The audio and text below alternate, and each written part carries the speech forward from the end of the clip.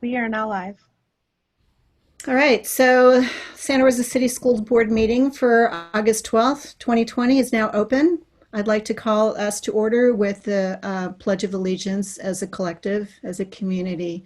Let's stand and kind of face the sun, perhaps, or your flag.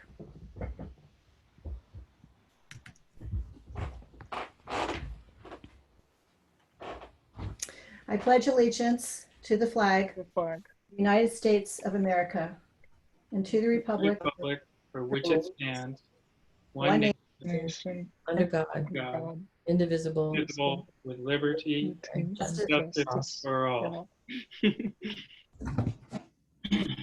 Thank you, everyone.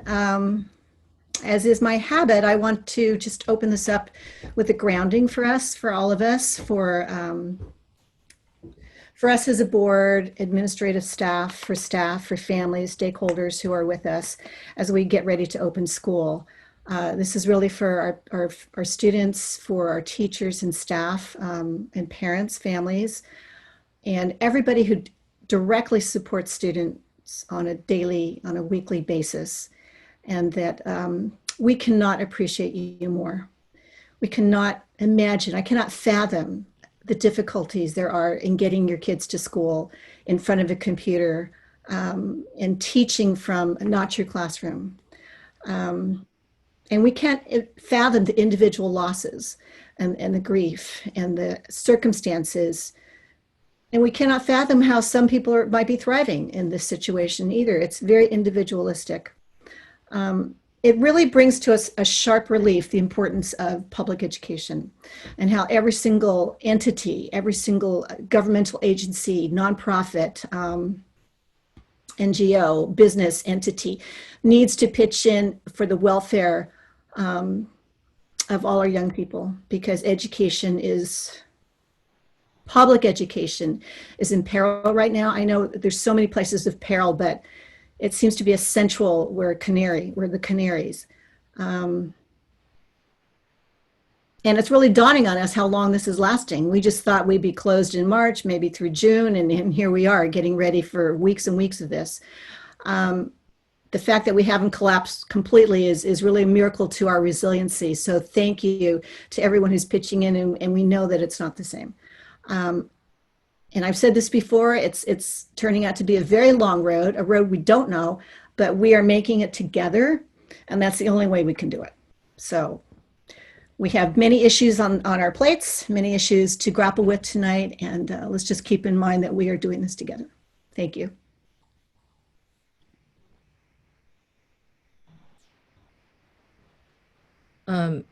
Adina, can you send Jill the link? I put it in the chat box, the text box, but if you could actually send it through her email, please.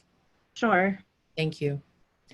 So there are no actions taken in closed session to report, and we're going straight to C3. This is items considered in closed session for action in open session. And we are looking at case 2018/19-36. Call for the question on this. I move to approve the recommendation on case 2018-1936. I'll second. Thank you very much. That was moved by Trustee Manieri and seconded by Trustee Sheffield. Roll call vote, please. Director Manieri. Aye. Director Sheffield. Aye. Director De La Cruz. Aye. Director McCormick. Okay. Director McCormick is still trying. Oh, there she is. Hold on. Okay. What am I doing? We are Our closed session item. Oh, 18/1936. which one? Aye. Director Close. Aye. Director Medina. Aye. Student Board Member Lopez. Does He not. wasn't there. He wasn't there. Yeah. Okay. President Fong. Aye. All right, that motion carries. 2018/19-36 carries. Thank you. We're moving on now to, are there any statements of abstention from board members? Seeing none, and you're going to have to wave because I don't see the whole screen here. C5, are there any adjustments to the agenda? We pull F6 for discussion. F6, F6. Yes, sir. Okay. Anything else? All right.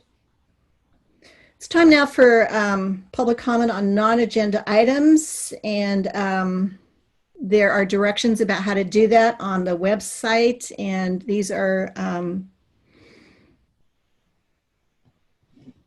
we have been limited to 2 minutes. I think that that was when we had huge numbers of people. I am actually, and that's not board policy, so I'm going to revert to board policy tonight. And people do have their 3 minutes, the original 3 minutes. That is our policy. So moderator, do we have any public comments? I will make an official call for public comments. This is comments on non-agenda items. Please click the raise hand at the bottom of your screen if you'd like to make a public comment on a non-agenda item. We'll let you know when it's your turn to speak. Please keep your comments to under 3 minutes. And it looks like our first public comment will be from Nick. Nick, could you please state your full name for the record before you comment?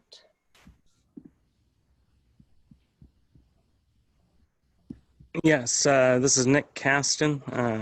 So thank you. Can you hear me now? Yes. We can. Okay, great. Thank you, President Fong, members of the board. Nick Caston, I'm a parent, first grade parent now at Cesar Chavez Language Academy.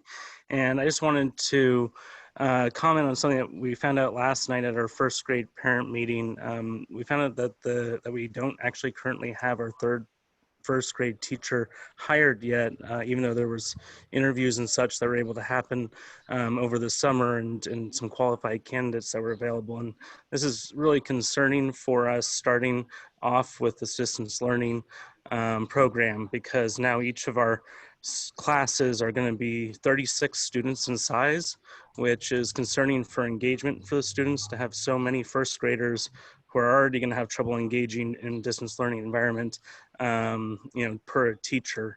And then the additional disruption that we'll be facing whenever this third first grade position is filled, of having 12 students from each of these 36 student classes removed from the class in order to be put into this third class whenever it can be created.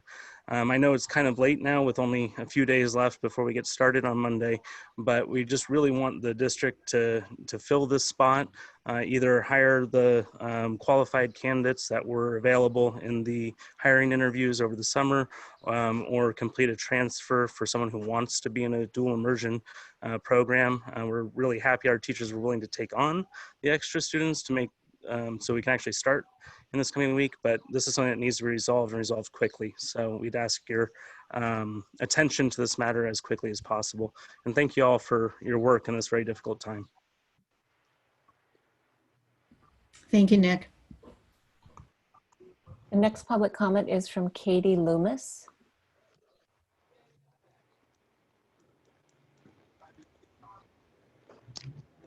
Hi. Dear Dr. Kitamura and members of the board.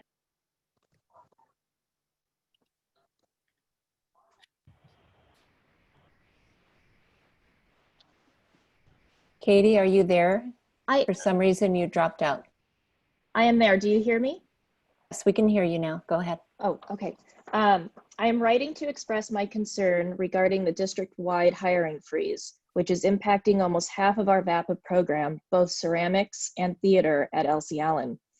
While I understand the reasons behind the hiring freeze, such as needing to assess the impact on enrollment due to the pandemic, it doesn't mean that it is right. For the past several years, Elsie Allen has lost many great teachers to new opportunities and unfortunately has had a hard time filling vacant positions. It's not atypical for some of our students to have substitutes in a single class for the entire school year. We must put a stop to this negative trend. The longer the hiring freeze is in place, the harder it will be to fill those vacancies with qualified credentialed teachers. Now, more than ever, our students need to have some sense of normalcy as the school year begins, and that starts with dedicated teachers. The arts are essential to the human experience. Through the arts, our students find their voices by making meaning of the world around them, ultimately growing into self-aware, resilient, growth-oriented, and empathetic human beings.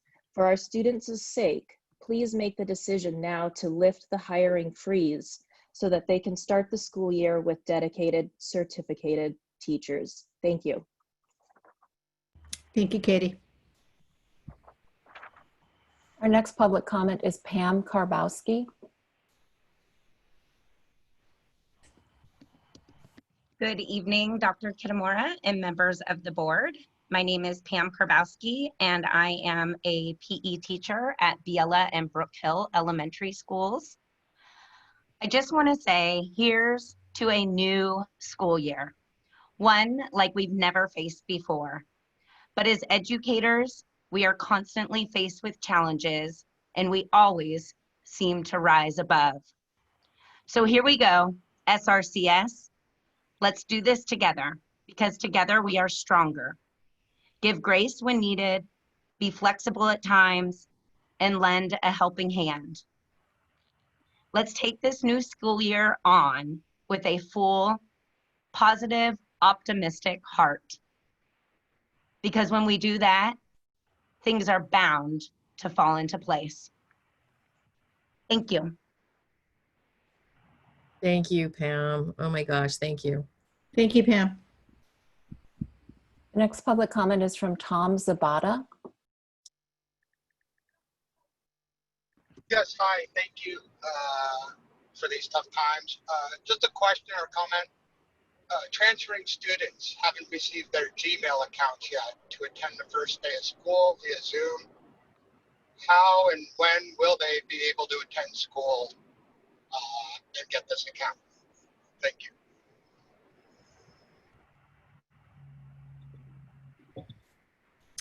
Thank you, Tom. I'm sure somebody will catch up with you.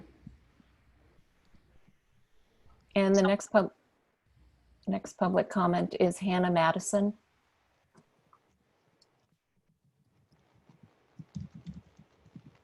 Can you hear me? Yes. Awesome. So my name is Hannah Madison, and I teach first grade at Steel Lane Elementary School. I was told on Monday that I may have to change grades and schools before Monday, this coming Monday, with students being there. I struggle with this, and I understand it's a seniority issue and people are asked to move, but I struggle as we sit in PD this week to plan for the coming year. I struggle as we sit in PD where we talk about the importance of connection with our students and our coworkers. And I don't know who my students will be, and I don't know who my coworkers will be. I struggle as I try to plan in this time of unknown the best that I can. And I just urge the board to please make a decision on where we will be on Monday. Please make a decision on the best you can to who our students will be, so that on Monday I can start to build connections with those families. I can start to build connections with those students to try and have the most successful distance learning time that I can. I worry that if we wait to make this decision, we will be pulling families into even more confusion. We will be moving students. And I think holding on this decision, while I know it may mean I have to move and I have to change what I am doing, I fear this decision is what is best for students or families. And that's who we need to worry about in this time. Thank you. Anna, thank you. I hear that emotionality in your heart. Thank you.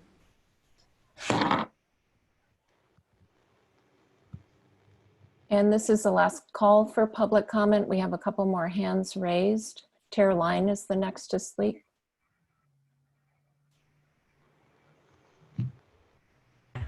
Hello all, good evening. Thank you for being here. Thank you for all your hard work. I'm calling in to talk about combination classes. I know we're all just nose to the grindstone here, trying to get people in the correct places and trying to make sure all of our classes are staffed. as we're shuffling, and if we find that we have teachers without placements because we've lost students, I really hope that the first priority is to dismantle combination classes. Combination classes right now are an insane lift. Not only do I have a counterpart who is trying to figure out how to teach online, but she's trying to figure out how to teach an entirely new grade. We don't have time for her to go through all the PD it requires to teach a new grade effectively. So essentially, because it's best for kids, I believe I'll find myself taking 46 kids into my online classroom so that they can have the 6th grade experience that they deserve. This isn't what's best for them, but it's better than what they would give if we asked those kids to be in a combo class with a teacher who wasn't prepared to teach it. So I hope as staffing all plays out, we look at what are the ways we can do away with the combination classes, which are really just an impossible ask right now when we have a lot of other impossible asks already trying to be accomplished. Thank you. Caroline, thank you. What is your last name? Oh, sorry. My name is Tara Lyon. How did we get Caroline? Thank you, Tara. Yep. The next comment is from Kelly Sabarbaro.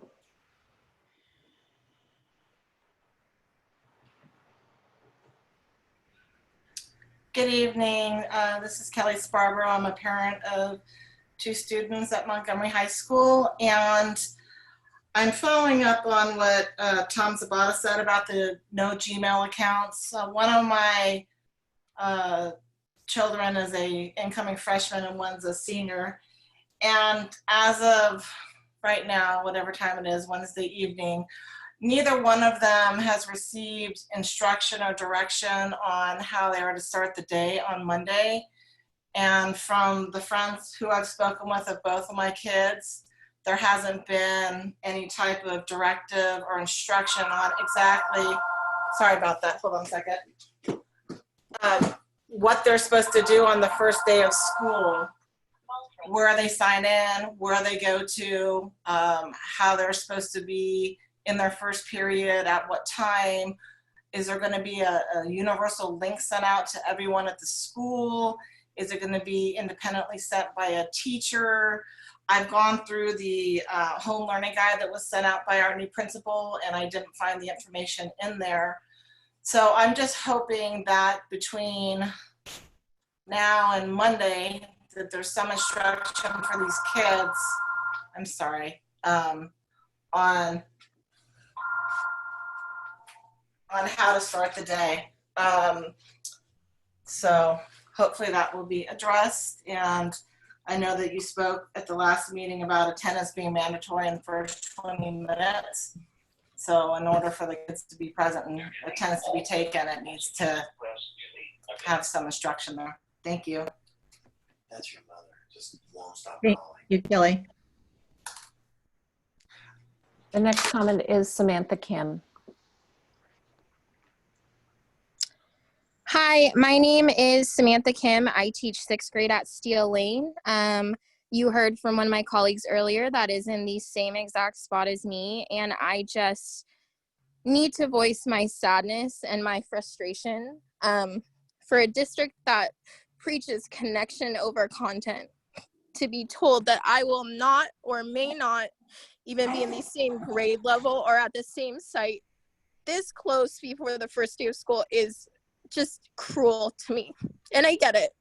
It is a seniority issue, but you know, I've been laid off every year. And one of those times was one of you coming into my classroom at 8:05 a.m. and I had to go teach my 32 kids like nothing had happened. I am absolutely just, I'm pissed off, to be, for lack of a better word. It's just absolutely not acceptable. And I get it. There are kids that need teachers, but this should be on the district to look at every possible avenue before pulling teachers that have a roster that has students in it already. I have 25 students slated to start in my 6th grade classroom on Monday, but you know, maybe I start the first 2 weeks with them and then I'm pulled to go somewhere else. How is that fair to me? And more, how is that fair to those students? I would really, really like to know, because it really just does not seem fair for anybody involved.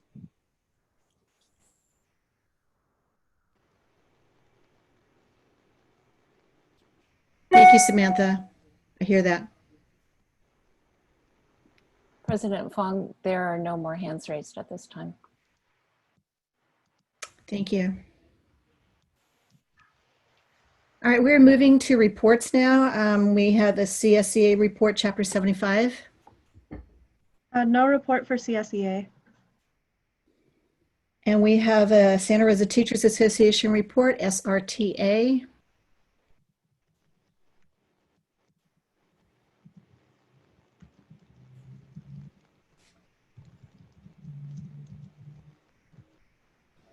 I will move President Lyon into the panelists.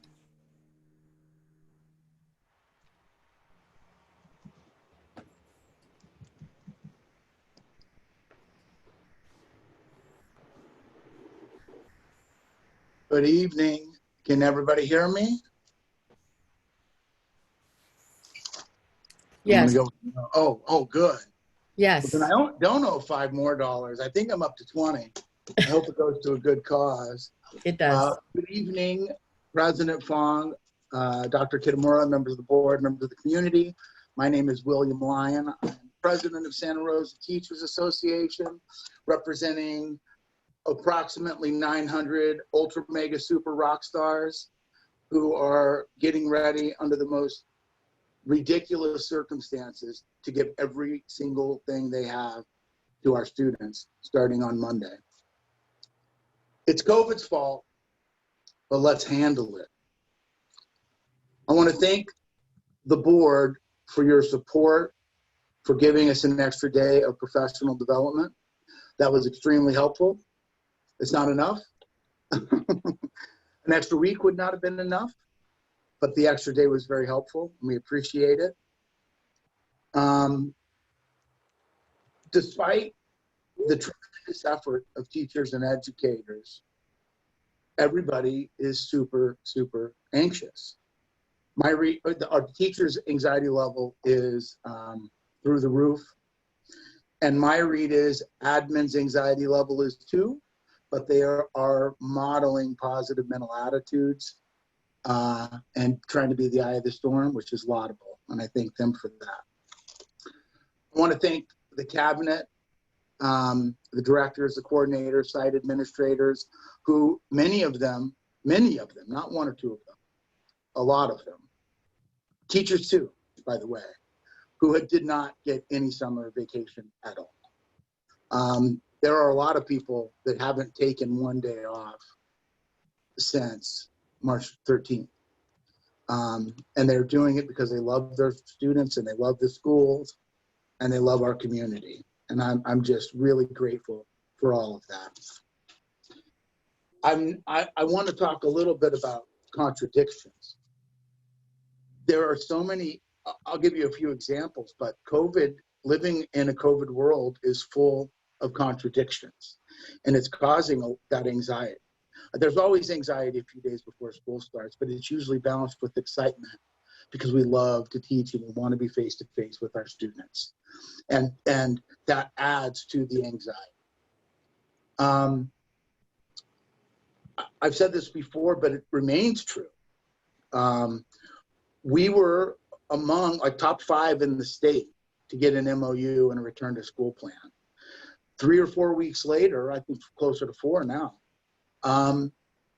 we're 3 or 4 weeks ahead of every local in the state, or almost every local in this state.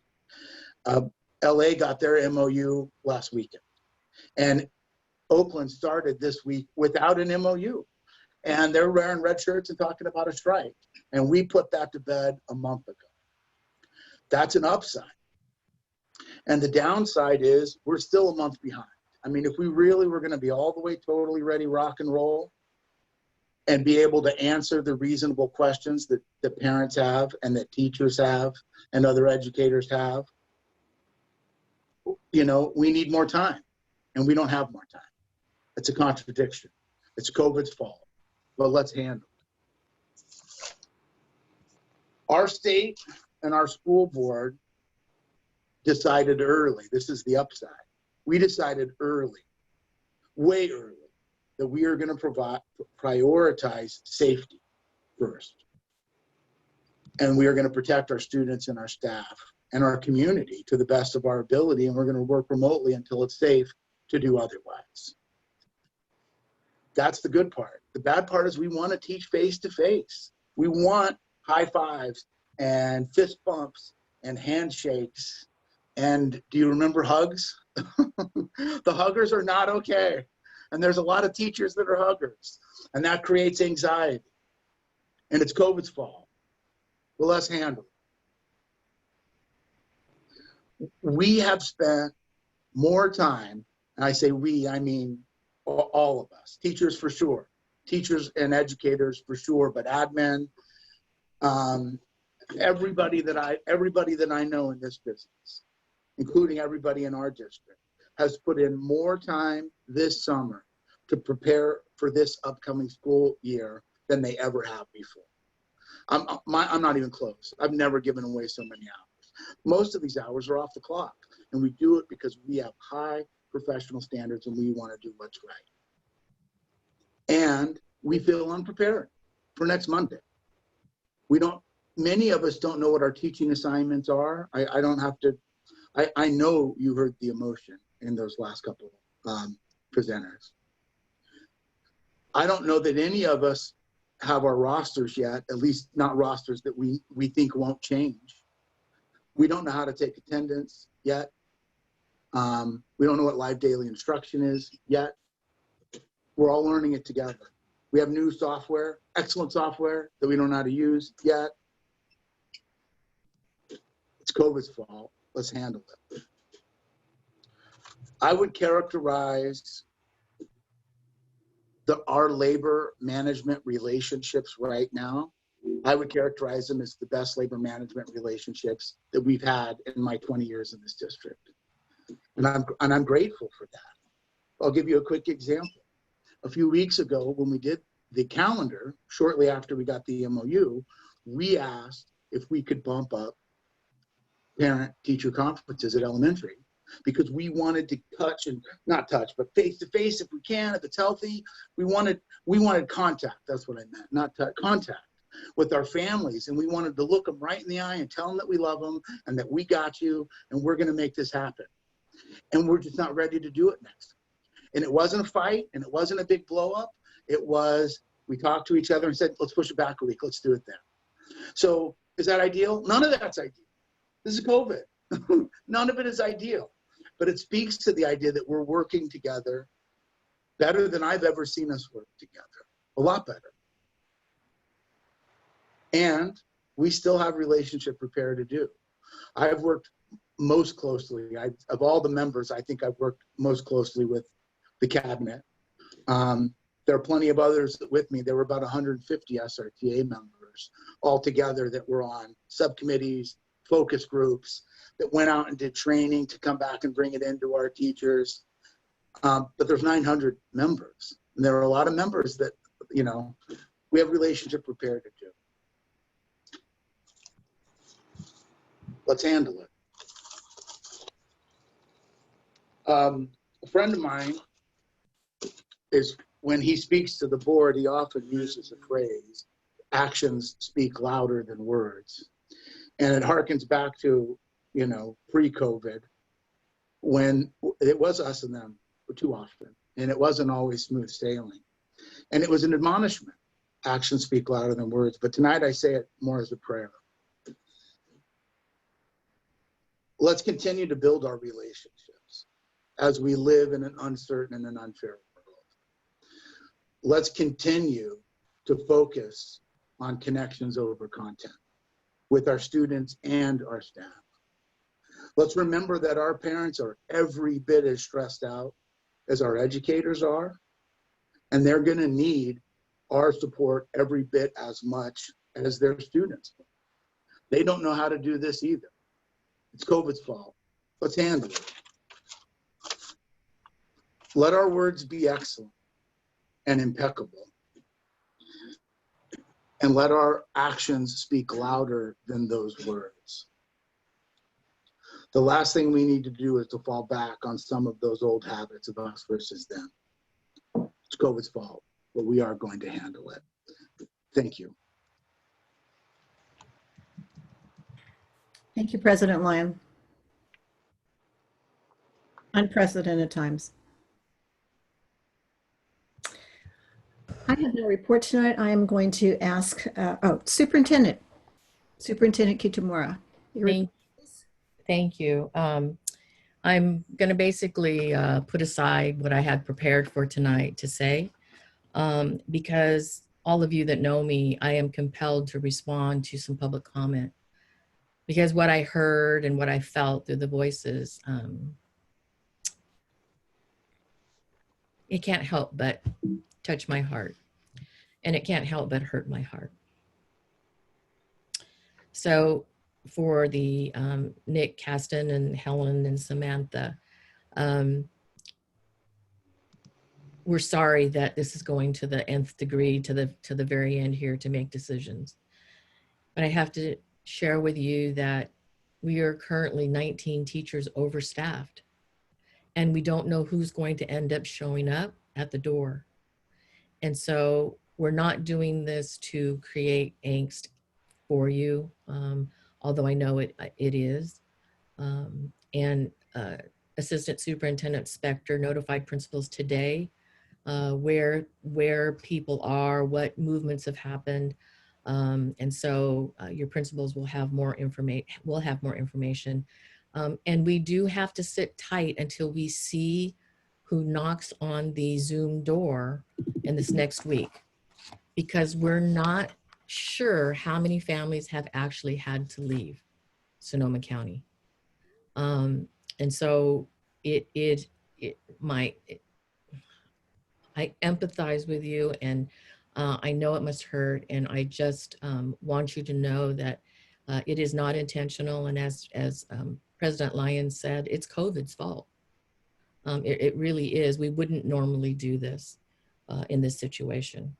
And that would be the same for the teacher at CCLA, the first grade teacher. We have to wait to see what kids end up coming, and then how everybody would shuffle. We don't want to shuffle more than one time. If we made a decision now, we could be shuffling again in 2 weeks. And that would be doubly hard. For Mr. Zabata, I think his last name was, and Miss Sabarbaro, the letter is going to come out tonight or tomorrow from Parent Square for all of our new students with your Gmail account.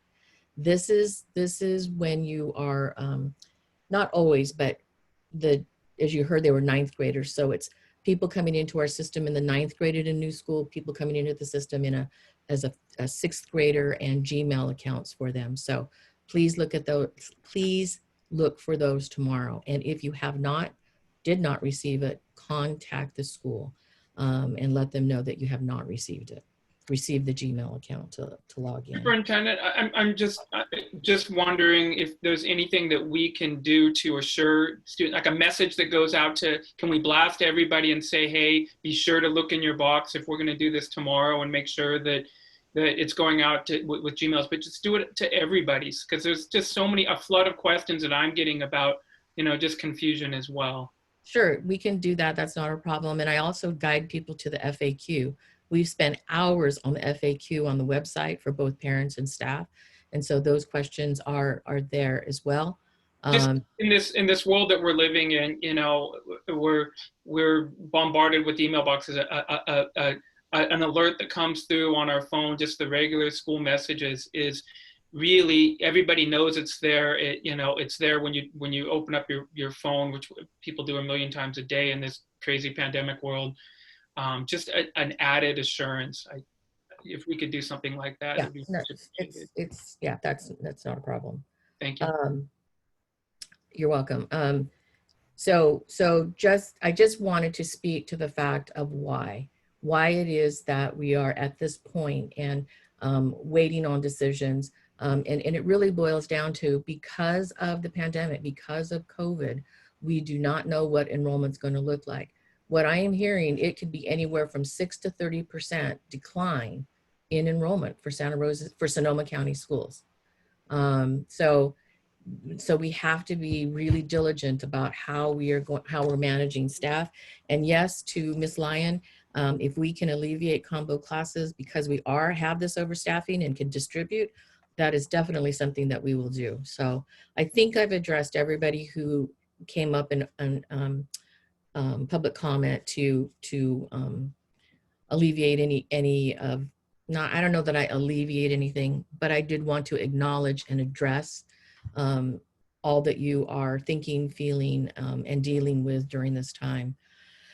So let me see, let me look at my notes that I was going to talk about. I'm not going to talk about them. What I will leave with you are a couple things. One is we still need our families to be sure and fill out the meal applications so that food and meals will continue next Monday. So please spread the word if you haven't done that.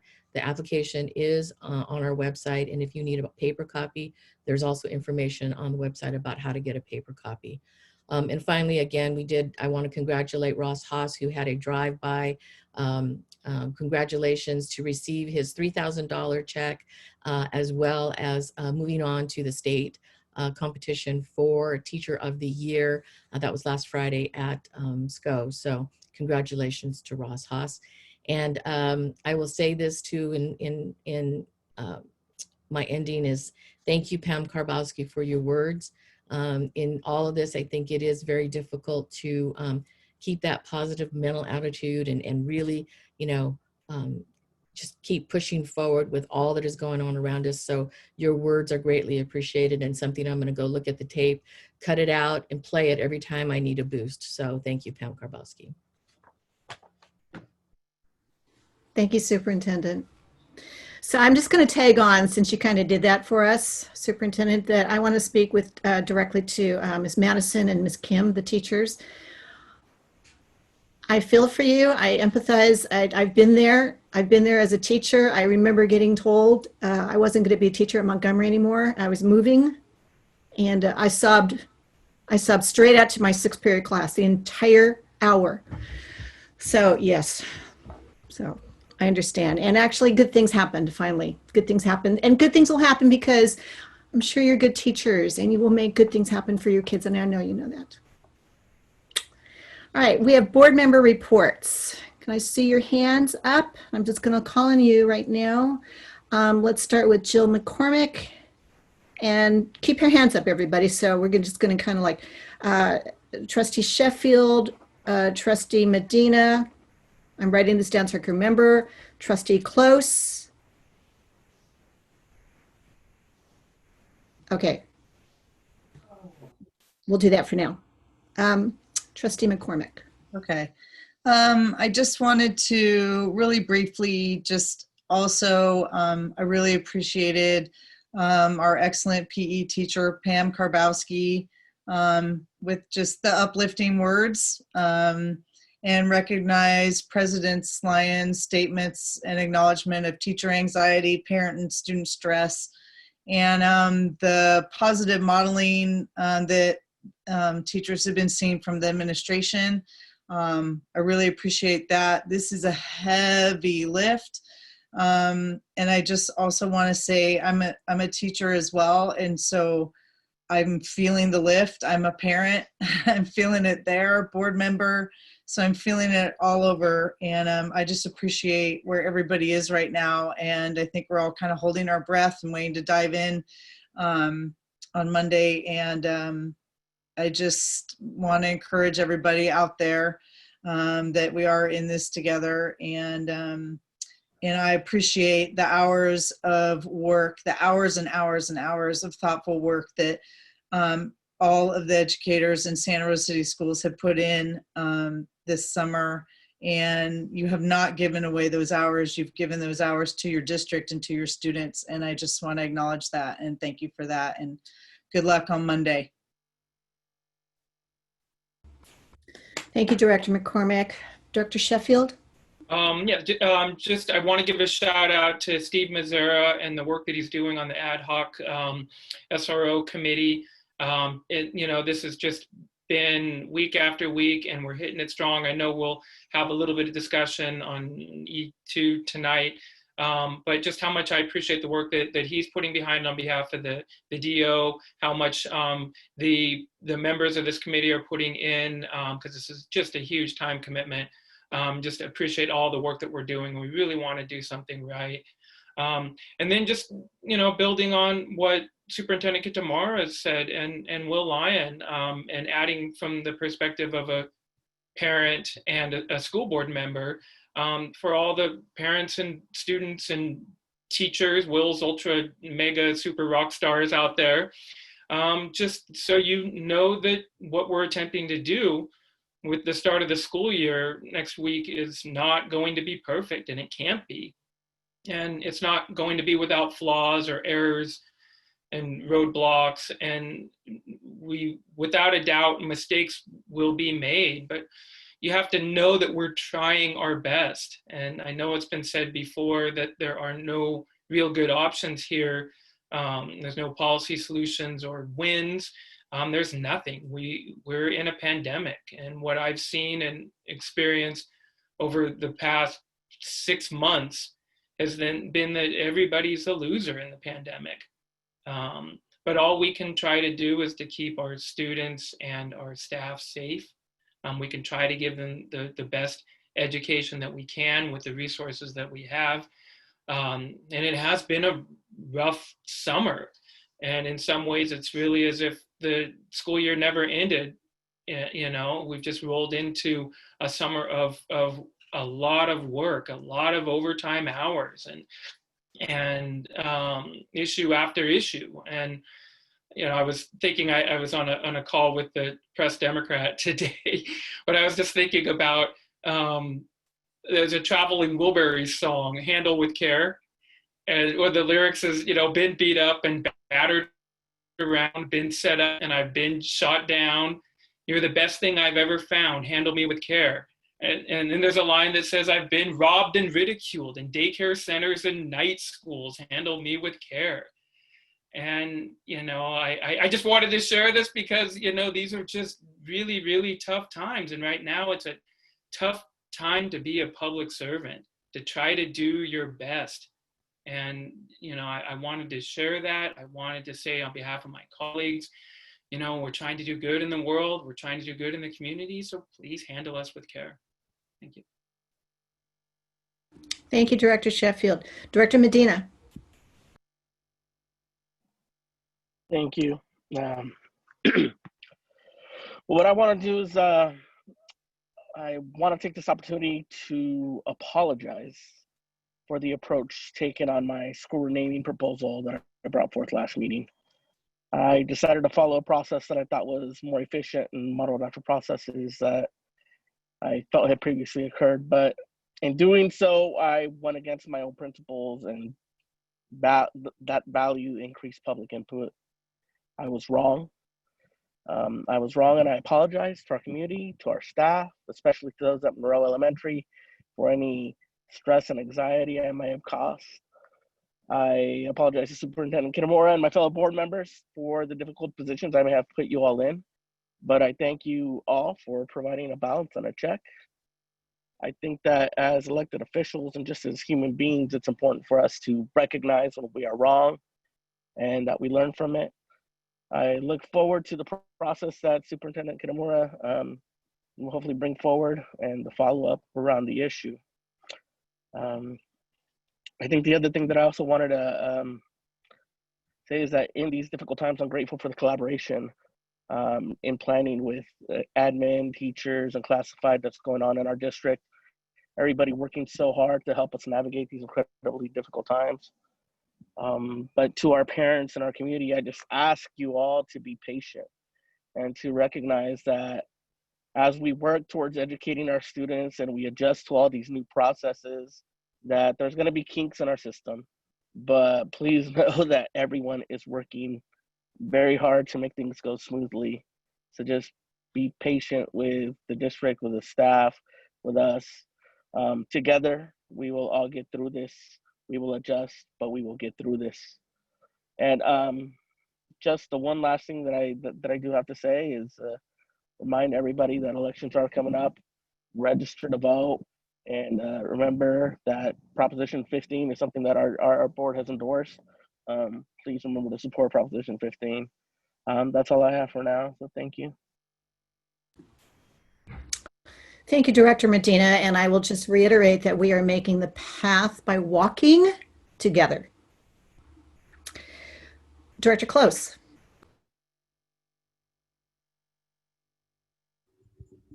Thank you. I just want to notice and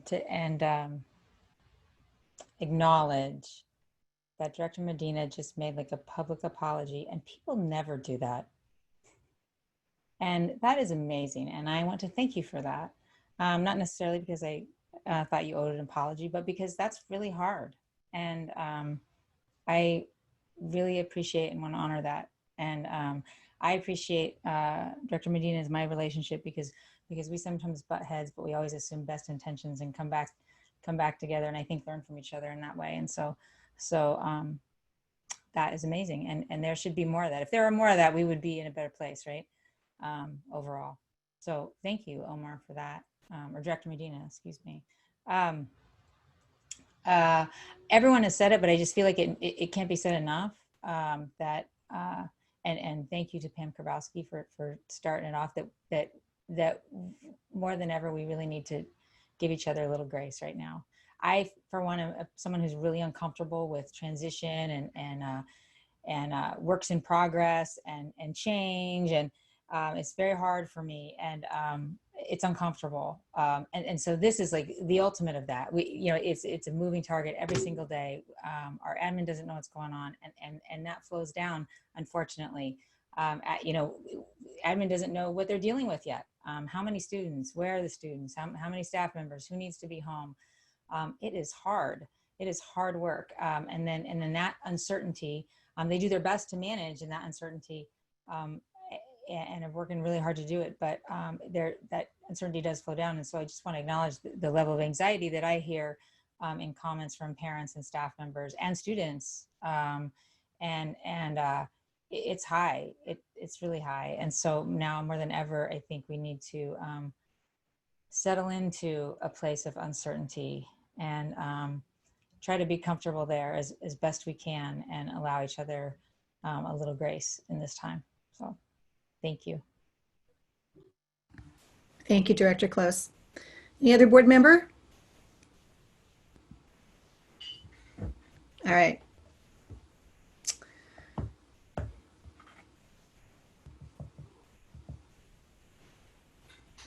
We are actually going to take a second right now to change interpreters. Are we ready to change interpreters yet? It's a good time to do it. Yes, we can do it now. Marcella, are you ready?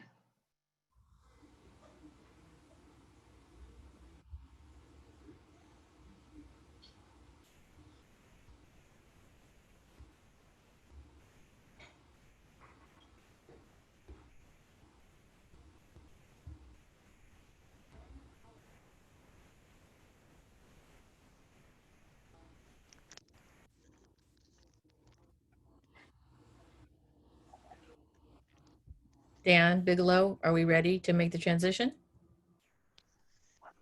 I'm ready. But I'm in here. Okay. We good? We are all set, thank Buenas you. noches.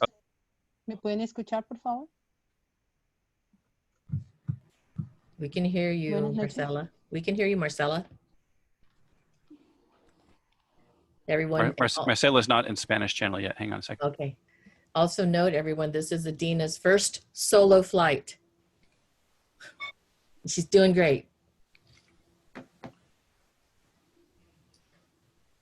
If all else fails, just put me back, Adina. Sí, sí, la escuchamos.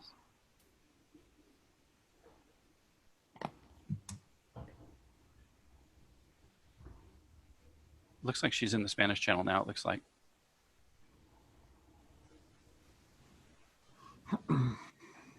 Rick, do you need to bring anybody in? If Mike Baylor is in the attendee list, please raise your hand. I do not see him though. So if you are here tonight, Mike, please raise your hand.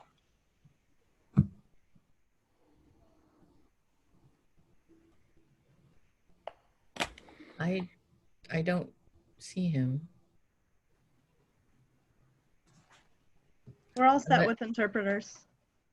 Unless he's one of the phone numbers. He is not. We do not believe. Okay. Okay, Rick. I think. Yeah, I don't see him. If he is a phone number and would like to raise his hand, he can do *9. I think I'm just going to take it. Okay. President Fong, sorry, I should have waited for you. But I wanted to try to get the panelists in if they were able. So sorry, back to you, President Fong. Is this a good time for a 5-minute break, or should we just? I think ask the board members if they need a 5-minute. Board? 5 minutes? Okay. I only see 2 nods. Okay, we'll take a 5-minute break.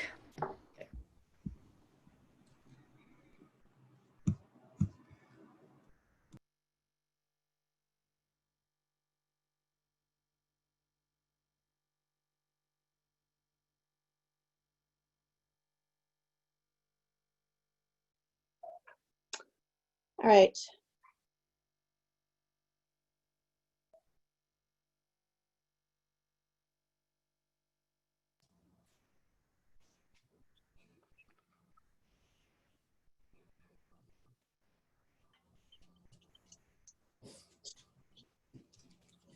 All right, we're opening up again. We are on discussion action items. We are on E1. This is an action item to accept the measure I and L Citizens Oversight Committee Annual Report. And I'm going to turn this over to Superintendent Kitamura. Thank you, President Fong.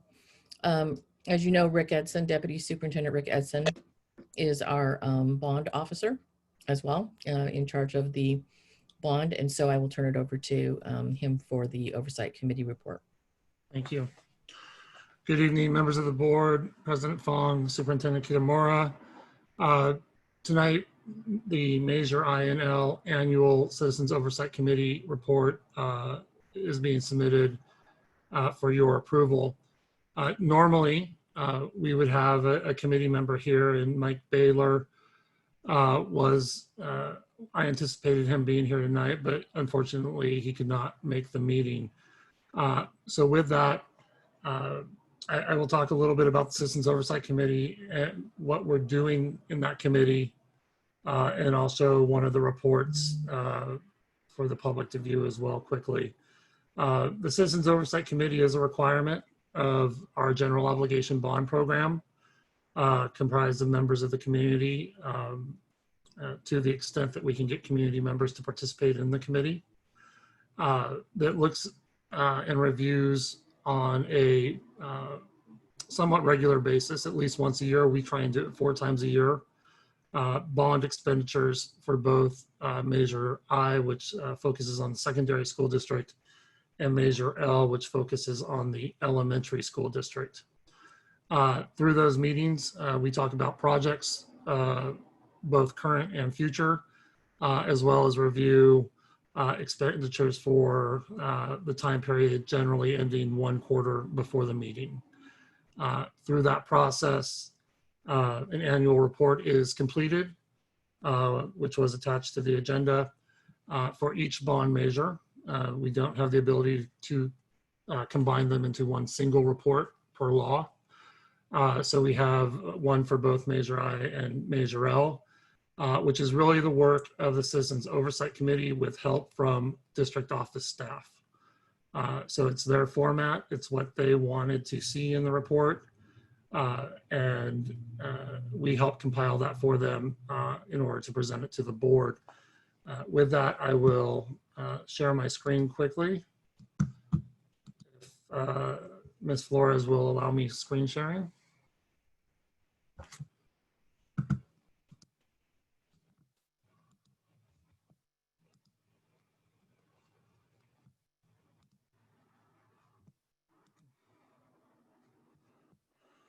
So up on the screen now that I hope everyone can see is the Measure L, the elementary school report. And going through the report quickly gives a background about the bond, the role, the Citizens Oversight Committee as being primarily responsible for expenditure review. Talks about some of the work that we did in preparation for the bond programs, activities of the Citizens Oversight Committee. As we all know, since fall of 2017, every year has been a challenge and some meetings get moved and postponed. So this is really to show that we are trying to meet 4 to 5 times a year, including the annual report to the Board of Education. We talk about bond financials and where we sit with our bond programs, and then go through expenditures for each bond measure, one for the calendar year that the report is for, and then an overall program summary since the inception of the bond or when we started spending bond dollars in Santa Rosa City Schools.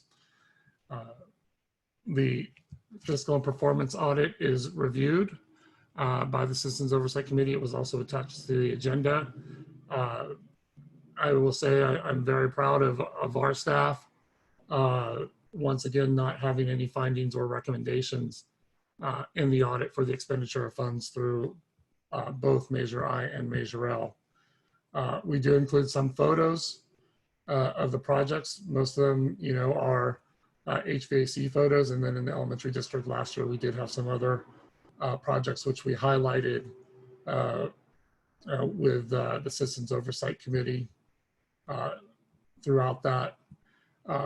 And then on an annual basis, this picture looks pretty much similar every year until this year. We'll have one of Zoom meeting next year as the Citizens Oversight Committee presentation of the report. And then talking about committee members. We still are short on committee members in the elementary Citizens Oversight Committee. And I think we're down to just one opening in the, 1 or 2 openings in the Measure I, Citizens Oversight Committee, that we are still trying to actively pursue people to join that committee based on the areas that they could represent.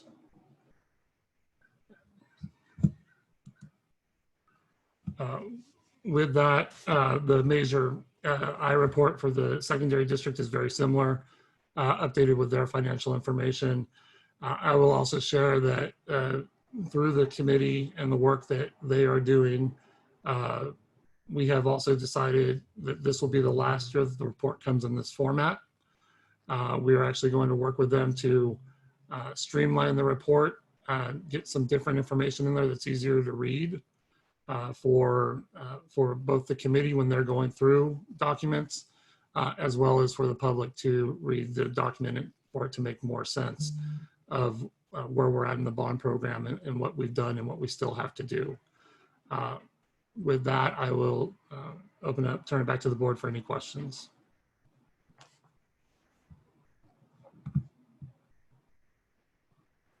Director Medina.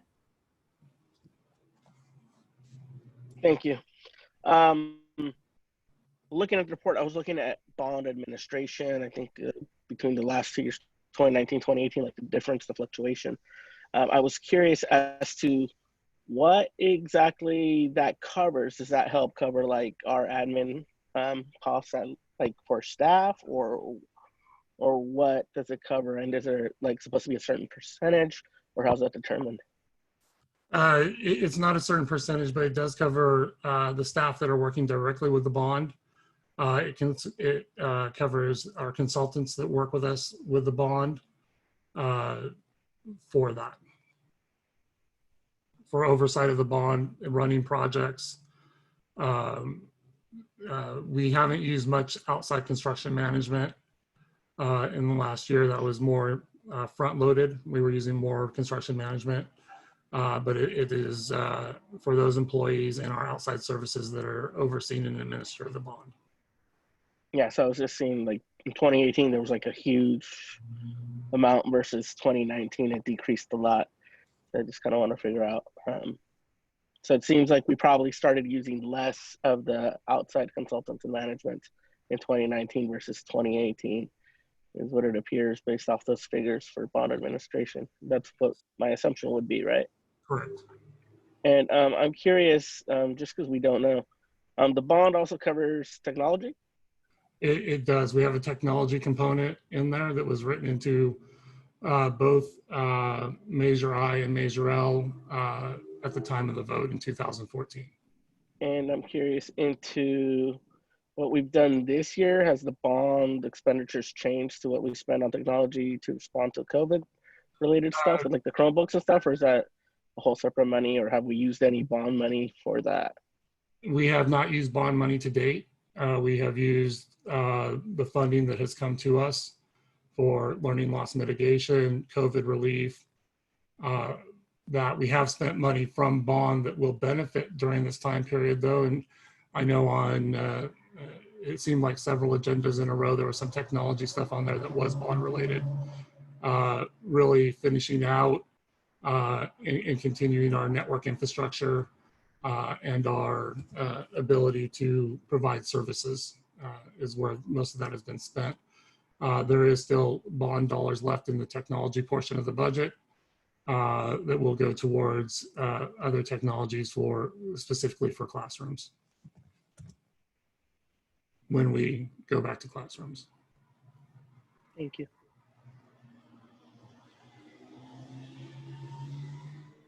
Other questions? Comments? All right. I just have one follow-up. Questions. Yes, right here. Question. Dr. Sheffield. Thank you. A follow-up to Omar's question about the bond money maybe used for COVID activities. Maybe on the flip side of that, Rick, is there COVID dollars that can be used for or enhance, I guess, any type of bond project that we have right now? Maybe to, instead of using bond dollars, is there a way for certain projects, you know, I'm not saying we need to get creative or crafty on how we do that, but are there areas that you can think of where we might be able to use those COVID dollars? Well, I think from the standpoint, and we wouldn't necessarily use bond dollars in the first place, but obviously some of the COVID money, relief funds and learning loss mitigation funds that we have gone to pay for things that general fund wouldn't have had to pay for during this time period, which is a huge positive considering where we're at, you know, especially in our multi-year projection. Most of the monies though that have come are really earmarked for specific uses. Yeah, I guess I'm thinking more like, yeah, I'm thinking more of like, you know, air, HVAC, ventilation systems, anything that might be around that area where there are very specific earmarked dollars that came in for COVID that could be covered by the use of those dollars. And we are not for necessarily HVAC upgrades. Yeah. But certainly for some maintenance, filter changes, that type of thing that maybe they're on a different schedule than they normally would have been, knowing that we're preparing to welcome students back at some point this semester. Great. That's what I wanted to hear. Thank you so much. Any other questions from board members?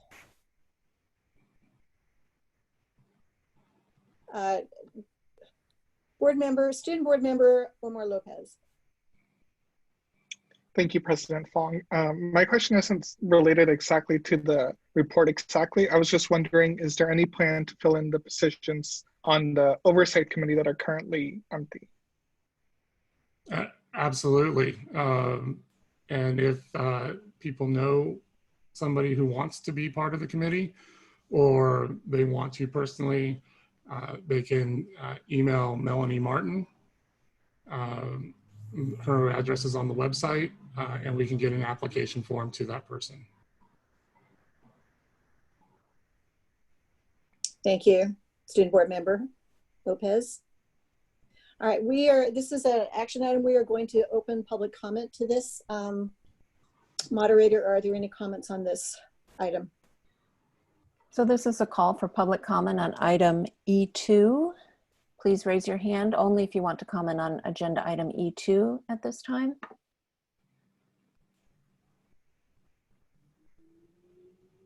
And President Fong, there are no hands. All right, so is there any other discussion from board members, or we can call for the question? And I can't see all your hands, so just speak up if I don't see you. I see no hands, President Fong. Thank you. We need a motion on this.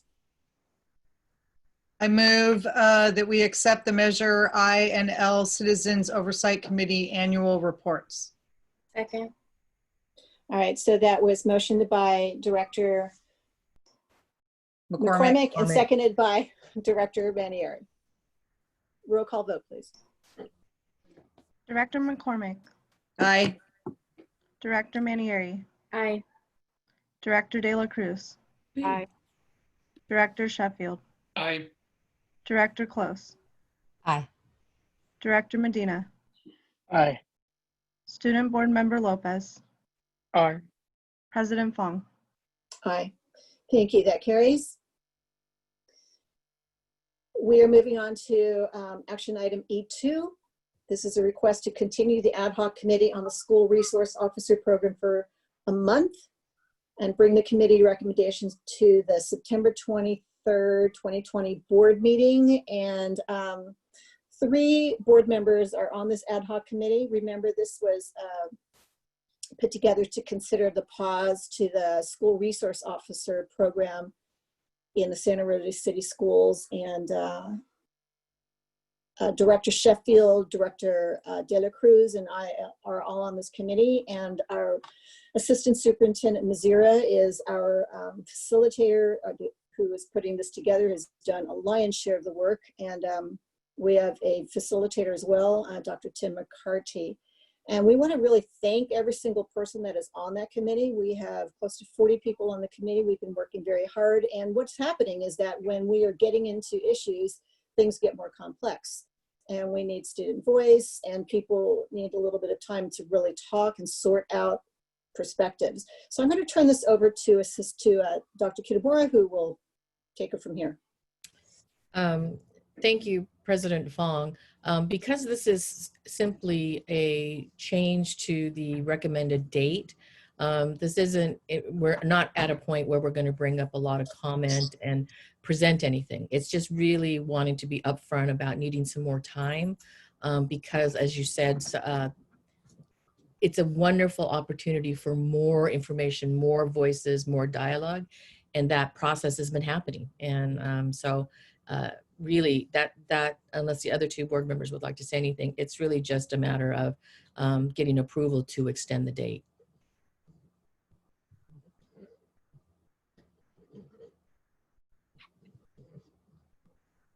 Do I have any questions from board members? Director Manieri. Yeah, I appreciate the effort to get more engagement. So my question is, how much engagement has there been? How many surveys have been taken? Like, what are we really looking at here in terms of that? Sure. Director Manieri, we sent out over the summer, about 2 weeks ago, to all current or who were 7th graders all the way to graduating seniors, a survey about their impressions, their experiences, a kind of a rating scale, and then some qualitative statements where they can talk about their interactions with school resource officers. To date, we have 962 responses booked in, but what the committee discussed, now that we are in essence coming back with students, and if we have this opportunity, we'd like to take it, and that is to make sure we survey everybody, and we use this now context in our distance learning. This survey can become one of the interactions that we use, and we're going to implement it at all secondary schools in the next 2 weeks. So then it'll just give us, as much as 10,000 other voices that we could add to this information and data and accumulate it. And not just we're talking in the community quantitative data, you know, how did you rate? But there's a lot of qualitative statements in voice that we use that we're all going to be transparent and public. And, you know, we want all that to be able to come out. And so we make sure that the committee members really hear the vast majority of student voice. Member, Director Medina, question? Yeah, so I was looking at the presentation that was attached to the board document. I didn't see any data provided there. All I saw was a lot of stuff about SROs and what they do and all that, but nothing about data in terms of like impacts on students and their interactions with students and any facts or figures around that. Is that going to be part of what's provided? And also specifically, like who's on the committee? Is that listed anywhere? You know, there's links to where it's all listed, and of course, on these links on our that's now listed on the web page, we have everything from our chat transcripts for every meeting. We have video links that are posted up on the YouTube. So, you know, anyone is welcome to see exactly what the members have been seeing. There is an article archive that we've collected, over 20 articles that members have been reading. Specific to the data you're describing, yes, we have a couple of sets of data. They provided some arrest data, citation data, SROs. Our principals have documented data on their interactions with SROs. That will all be appendices that we use for the report. Members are going to be kind of reflecting on that and making their interactions and their considerations with that data. We're also surveying, just specifically, it wasn't clear, specifically we're surveying, per the committee's request, students that have been in juvenile hall incarcerated. We have a specific set out there, students that have been expelled. So the committee is asked to make sure we reach out to these other areas, and we'll be collecting that data. That will all be part of the report in the appendices that we described. And just for clarification, we voted to pause and then to create this committee. And, you know, right now, COVID, nobody's in school. Right. What do we know about what the city is doing? Like, I mean, are these positions that they've funded and because we've paused it, you know, the SROs aren't going to be at our school. So does the city continue to fund them right now, or what do SROs that are funded right now while we have a pause that we voted on doing? Do we know any of that? You know, they're currently doing what they usually do during the summertime, is they reallocate the officers out. So officers generally do reallocation over the summer and do other duties to support. I know one of the officers is, if not the sole, one of the COVID quarantine enforcement officers. And so he's the one charged for businesses to make sure they're following through. So there's not been any indication that they're going to reduce the budget for those officers during this pause and during our you know, working together. They seem to be fully staffed for next year, if that's in fact where the board wants to go. Steve, correct me if I'm wrong, but I think that these dollars come out of the Measure O funds, which is the quarter-cent sales tax. So, you know, those dollars would be used for, you know, if we're not using them for our purposes, I guess, you know, again, these are taxpayer, you know, a program that comes out of that sales tax. You know, the city has indicated that they would shift that for something. So I've heard that. I haven't confirmed. I think that'd be a great question. We'll add to our questions we did the other day, Director Sheffield, and just ask about the funding and where that funding would go. Very good. And what I was going to follow up with was, so is the anticipation, you know, given distance learning, that the officers will continue doing what they do in the summer now as the regular school year starts, based on what the, you know, the current situation?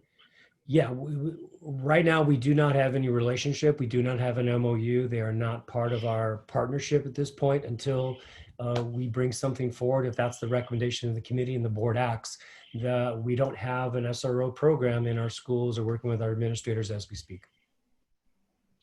Thank you. You're welcome. Are there other questions?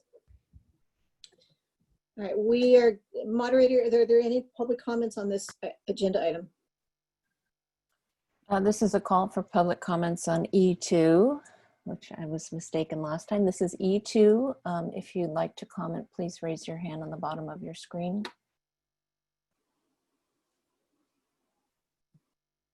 And President Fong, I see no hands raised. All right, so again, this is just a request to extend to the September 23rd, 2020 board meeting. Any other discussion by board members? And speak up if I don't see your hand. Medina, Director Medina. Yeah, so I'm just thinking, you know, it's what, early August, we're about to start school. If I hear right, we're still trying to get more input from students. It sounds like there's a lot of work to do. And I'm just curious, is September 23rd really enough time? Don't we think we need more time to, you know, you're talking about doing surveys, I think having more student input, just given everything that I hear that y'all want to do, right? And the fact that we're starting school, it seems like the committee might need more time to come back with something to be able to evaluate everything and do all the work. So, you know, I'm not on the committee, so I don't know. I mean, I'm just curious what you all that are on the committee think.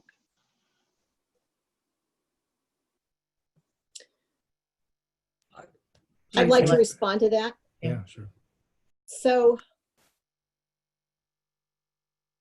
there was an urgency. I felt there was an urgency that we had something in place when school started because we didn't have anything, or what would we do instead? But with COVID and no one's there, that urgency dissipated a little. There's still some urgency because we need to take a look at this big issue. The work that is going on is so honest. And it takes a long time to get to honest work. It takes a long time to get to those honest conversations. And it takes a long time to find the information, to figure out what information we need and what more information we need. So yes, to your question, Director Medina, it could be that we need more time. But we also know that we invited people who chose to be on this committee with a set amount of time. So many meetings. It was going to be, 2 hours per meeting once a week for about 6 to 7, possibly 8 weeks. And so we don't want to extend people. We think we can get this done by this date. If it turns out that we need more time, we may likely come and ask for it. But right now we think we can get this done by the 23rd. Director Fong, it just could be that the board makes the decision, that the board needs more time with the information that is provided from this committee as well. Yes, absolutely. Ask when is the right now we've voted to do distance learning to the end of the first quarter, right? What is that date? I don't owe $5. October 9th is the end of the quarter. We're going to do a special board meeting on the 16th to vote or to talk about and discuss where we are with COVID-19 and potentially making a decision to go into in-person, depending on where we are with the county. So October 9th is the end of the quarter. So the 23rd would be the last board meeting before the start of the quarter. Okay. Any other discussion by board members? I think Alegria, did you have your hand up? Director De La Cruz, sorry. No, I'm fine, thanks. Okay. I see no other hands, but I don't see my whole screen, so speak up. So Director Sheffield, can I ask a clarifying question about the board having more time? Are you meaning the board executive committee having more time with the data, the information, or after the board having more time in the full group to discuss and maybe more than one meeting or a special meeting or something like that?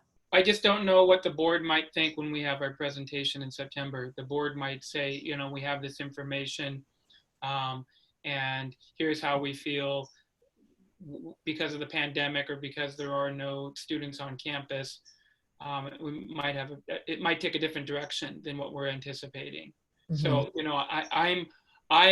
I think that we owe it to the people who have dedicated pretty much their entire summer to meeting once a week on this item, that we try to wrap things up by September 23rd. At least give the recommendations to the board. And then if the board needs additional time, I really would not want to ask, too much more of this committee after that time if we're already extending it once. Okay. I don't know if that makes sense or answers your question, Omar. It's just, it very well could be that we need more time, we need more information, we need more data. There might be a whole lot of questions that come from this board when the presentation is brought to all of us as a body. I just, again, I don't want to ask too much more of the 40 individuals that have dedicated this much time, and really, as Director Fong had pointed out, things are really, it's gotten to a point of like honesty. Things are really starting to get juicy, and now if we're going to continue surveys when students are back in school, I think we can just get more data, more information. And that's what we all want, right? To be more informed. Mm-hmm.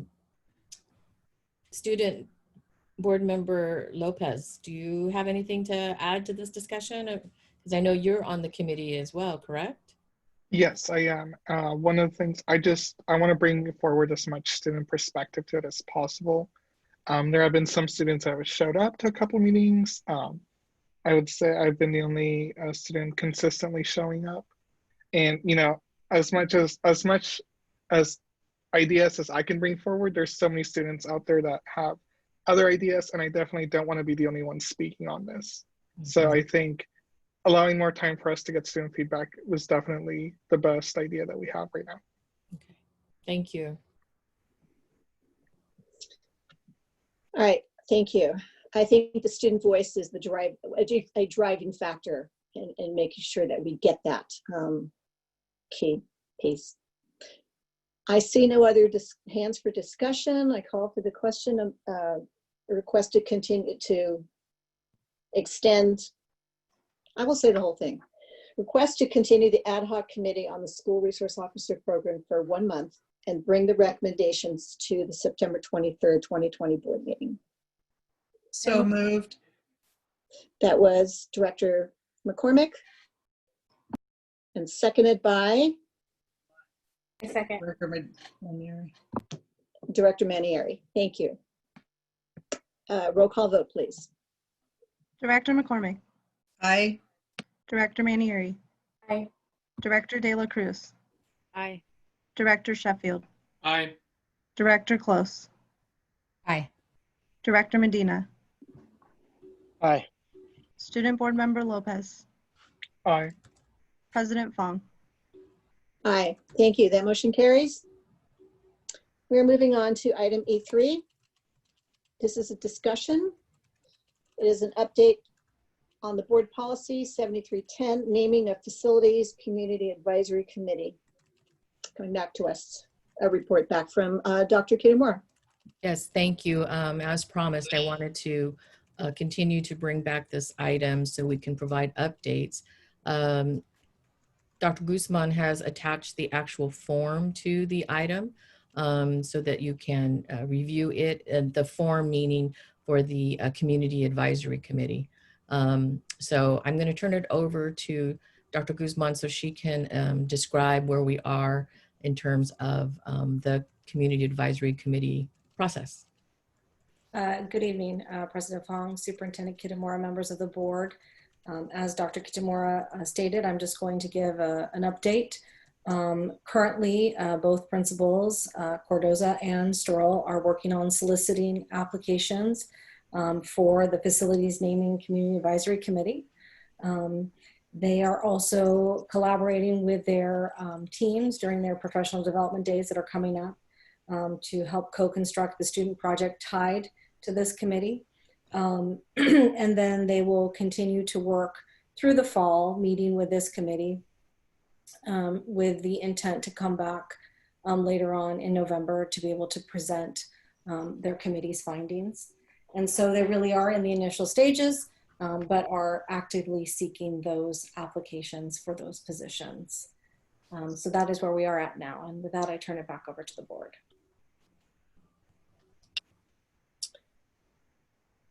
As this is a discussion item, board members. Director Medina. I see Director Medina first. Yeah, so my question was, the applications are for people to be on the committee? I didn't quite catch that. Yes, yes. As you can see, there's quite a few to be on that committee based upon the board policy and AR. And I think it's important that we have representation. I think that the ad hoc committee for the SROs really demonstrated how powerful it is to open it up and then go through a process of selecting applicants, but from a wide range of people. So hold on. Is my mic on? Yeah, Yes. okay.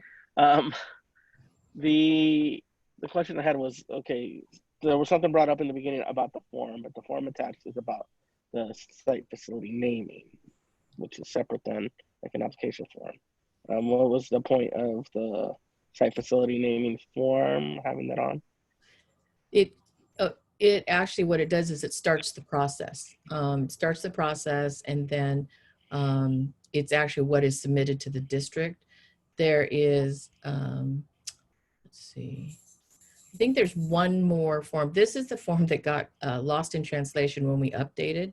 Luckily, Dr. Guzman found it in the dungeons of all of our systems. But there's another one that speaks specifically to the committee and the committee makeup. So, and that's still not the application. The application would be applying to be a part of the advisory committee, the community advisory committee. Okay, so I guess my question is, are you requiring me to fill this form out, or is that process already being taken care of? Is what I guess I want to know.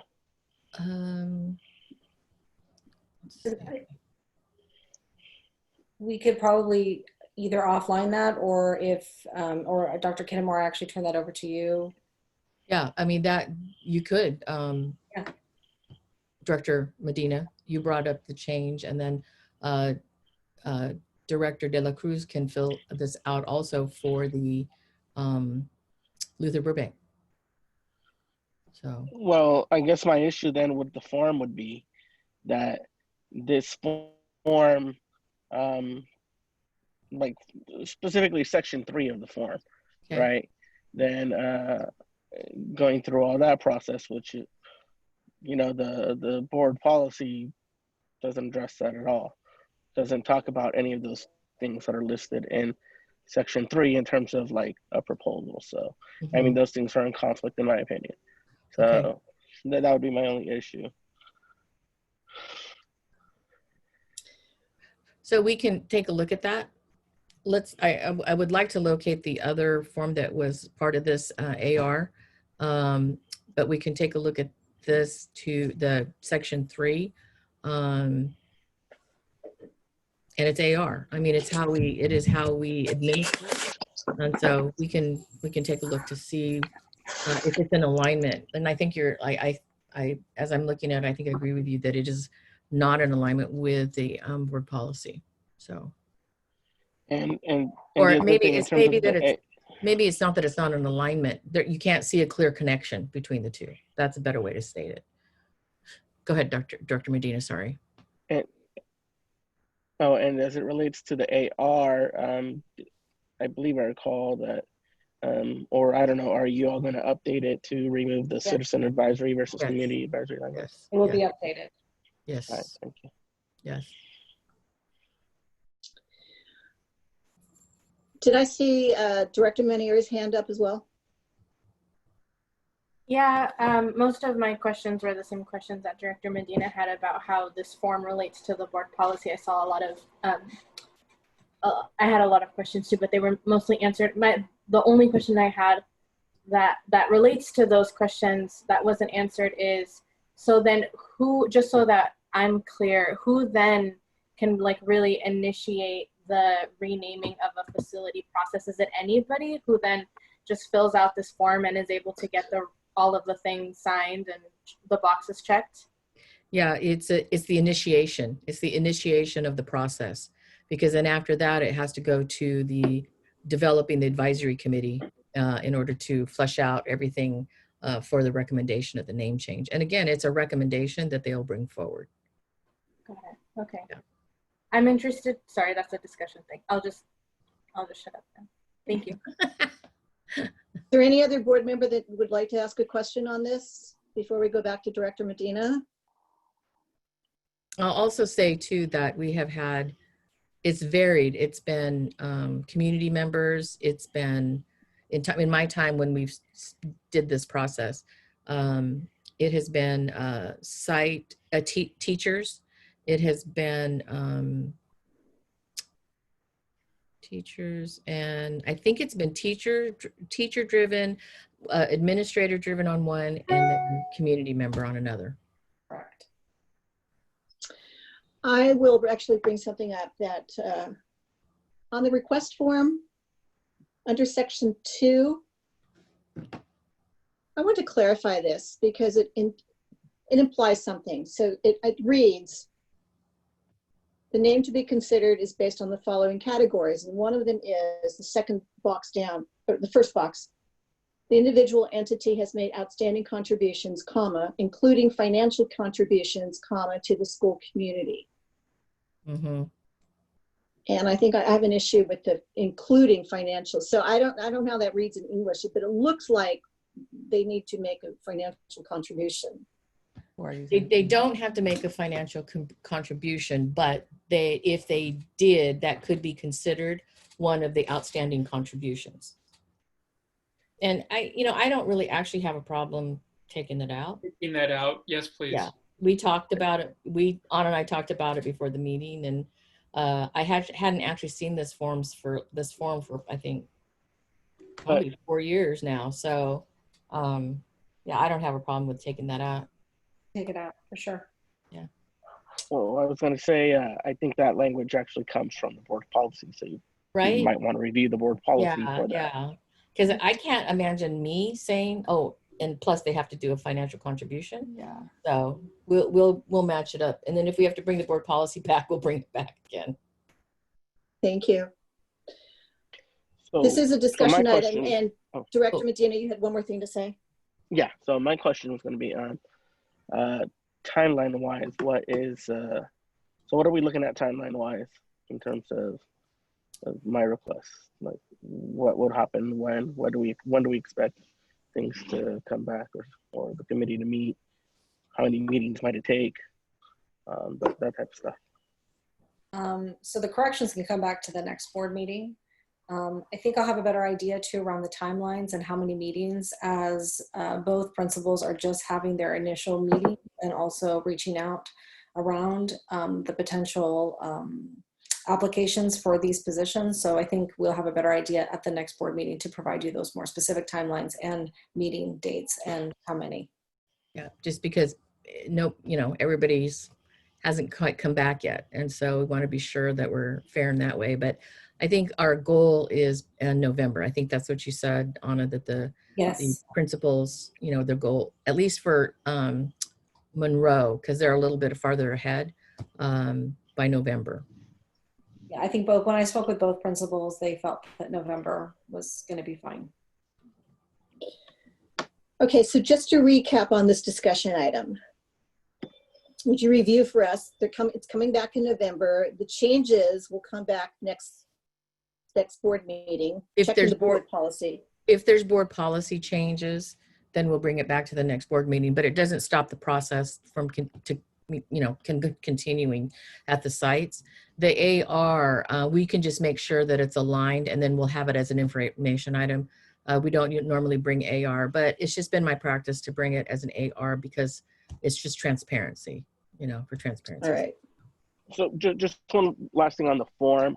So is that form not so that, okay, so there's a committee that's formed, but isn't that form for the what's filled out after the committee completes the process.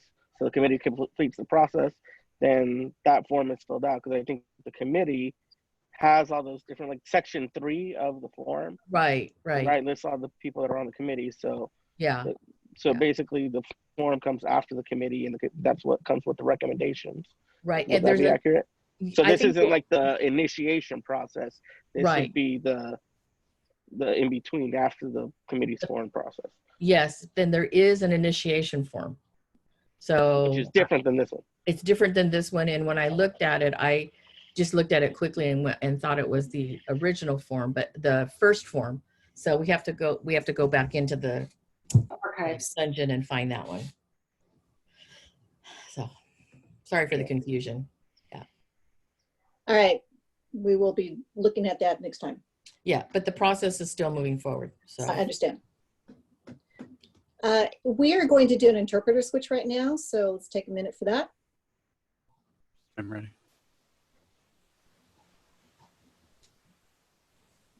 Thank you, President Fong.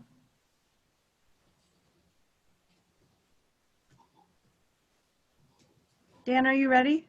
I am ready. Please move me.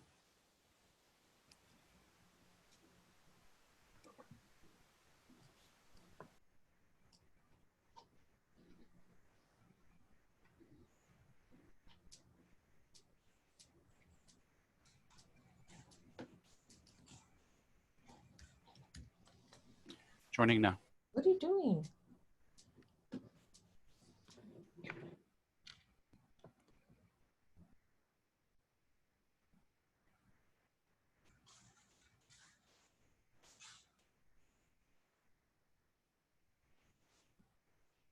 Okay, the interpreters are set.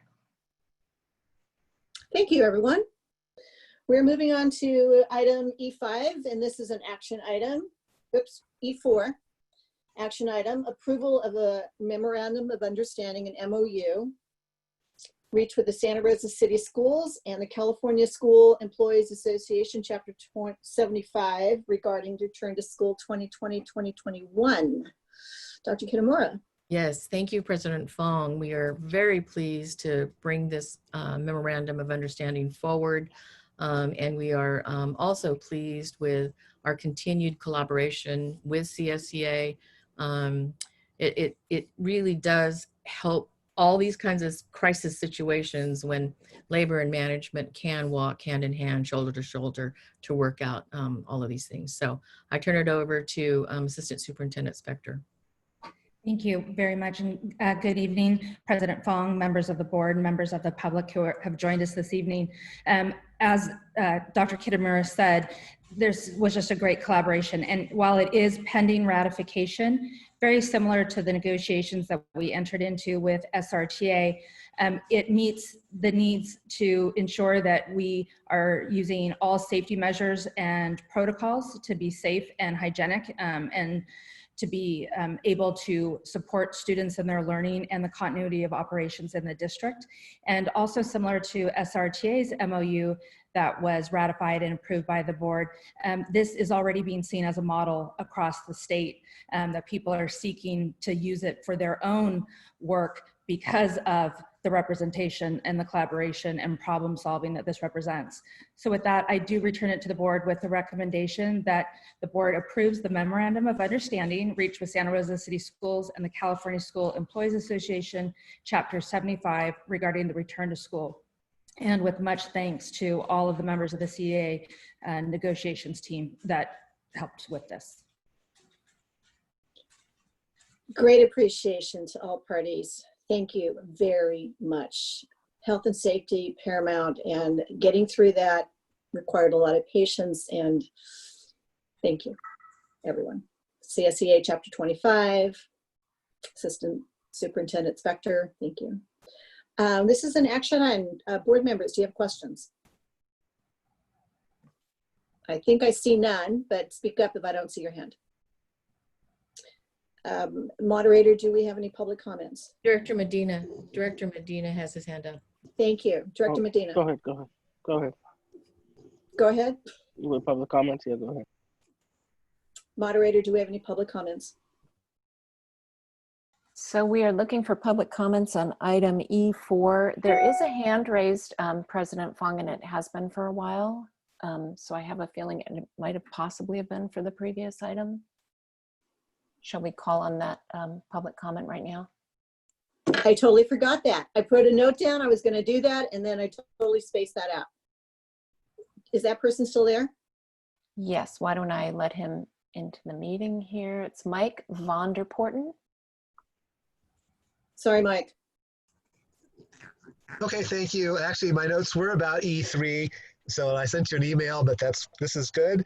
Just that we salute you for having a public process regarding the school naming. We do appreciate that. I'd like some clarification, if we can, on whether it's going to be one committee, two committees, or more committees. Getting information out about how to apply will be important. And of course, we'd like to know when the announcements and the confirmations of who's on those committees will be made. And then, of course, when those committees meet, we hope those are public meetings and there's appropriate notification in advance of when those committees are meeting. So thank you very much. Thank you, Mr. Vonderporten. My apologies to everybody. We are back on E4. MOU, do we have public comments on that? Yeah, I do want to respond to Mr. Vonderporten that yes, again, we've gotten pretty good at creating space for people to participate and be included, and then to be able to publicly speak to it. I also would like to thank Mr. Vanderporten for sending me some historical information and other areas that I will pass along to the committees for their research.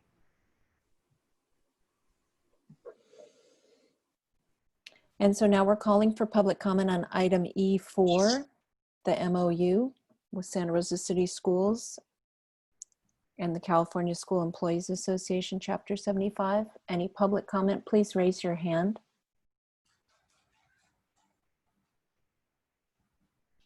President Fong, there are no hands raised. Board members, do you have any comments on this? I see none. Call for the question for this action item. I move we approve the approval of the memorandum of understanding reached with Santa Rosa City Schools and the California School Employees Association, Chapter 75, regarding the return to school 2021. I second. All right, so that was moved by Director McCormick and seconded by Director. No, where's my phones? De La Cruz? I don't know. Sorry. I think you have to put $5 in the pot if you talk when you think you're on mute and you're not. Okay, I will comply. I will comply. Can we have a roll call vote, please? Director McCormick. Aye. Director De La Cruz. Aye. Director Manieri. Aye. Director Sheffield. Aye. Director Close. Aye. Director Medina. Aye. Student Board Member Lopez. Aye. President Fong. Aye. That carries. Thank you. Thank you. We're moving on to action item E5, approval of the 2021 45-day budget revision. Thank you, President Fong. Yes, we are already at the 45-day budget revision time. And so I'm going to turn it over to Deputy Superintendent Edson to give you this update. Thank you, Superintendent Kitamura. If we could promote Joel Dantos to panelists, please.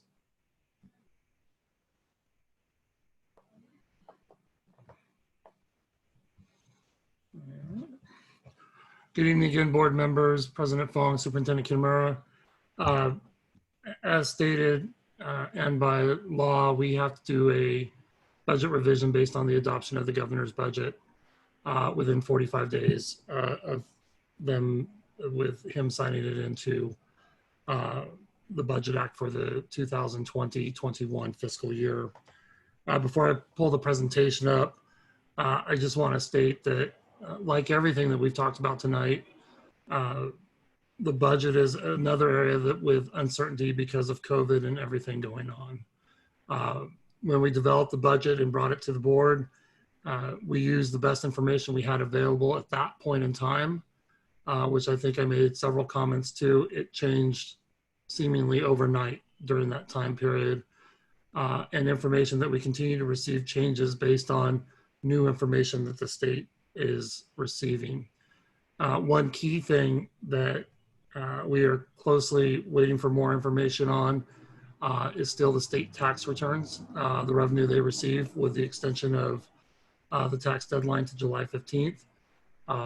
Early projections are showing that they're about $4 billion over their anticipated revenue during that time. That was the last number that I saw, which is significant in terms of what we'll talk about in the presentation of maybe not receiving more money, so to speak, to help us right now, but we may not have to endure some of those deferrals when they take our money from one year and shove it off into the next year. And hopefully the economic conditions have changed to a point where that deferral is not carried on another year. So we're closely monitoring that, hoping for, the best that we can get in terms of minimizing the impact of deferrals, as well as some of the other funding that we hope to have received prior to COVID-19 or the pandemic.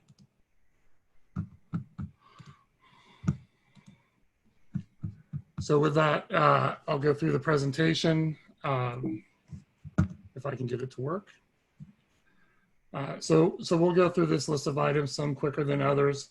I think the biggest thing to know is I fully expect that we'll be back in September or early October with another significant budget update once new numbers come from the state of California.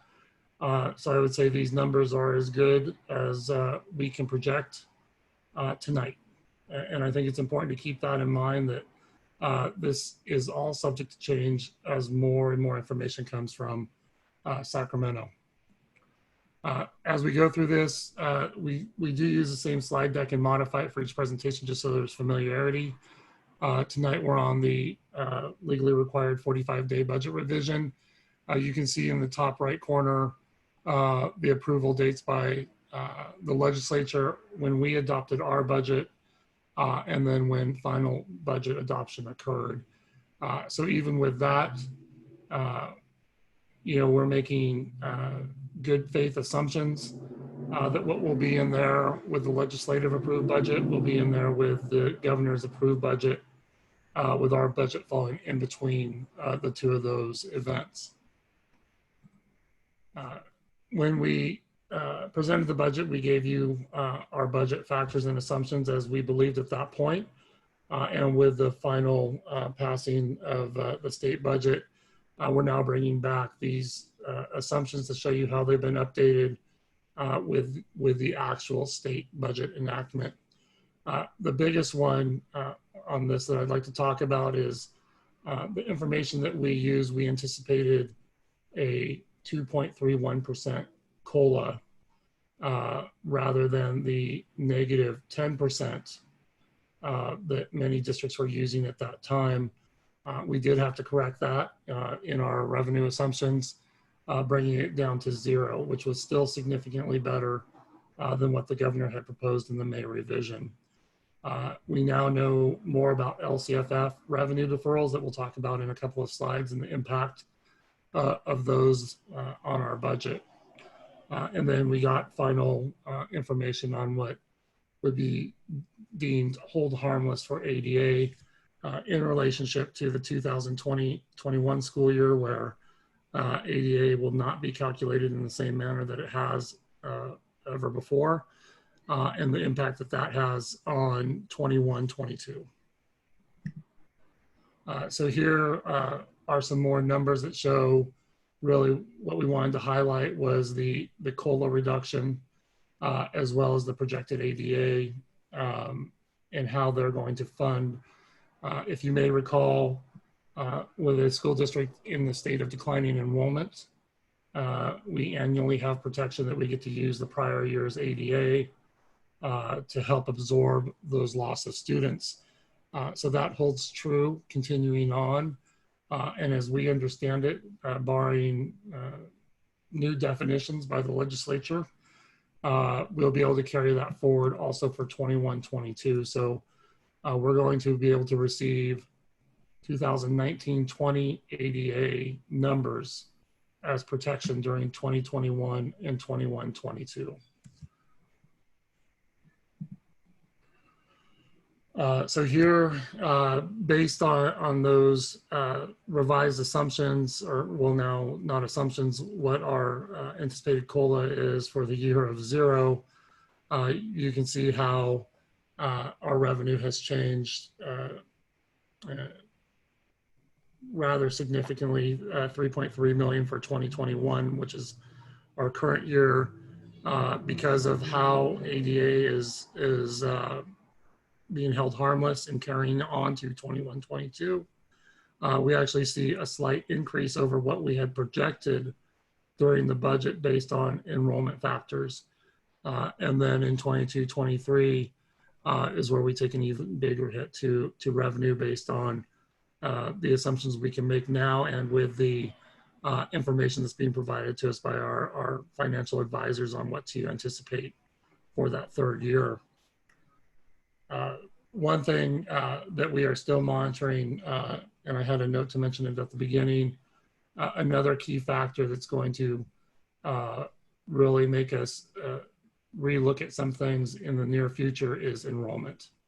And what happens next Monday when students are expected to be in classrooms, albeit virtual.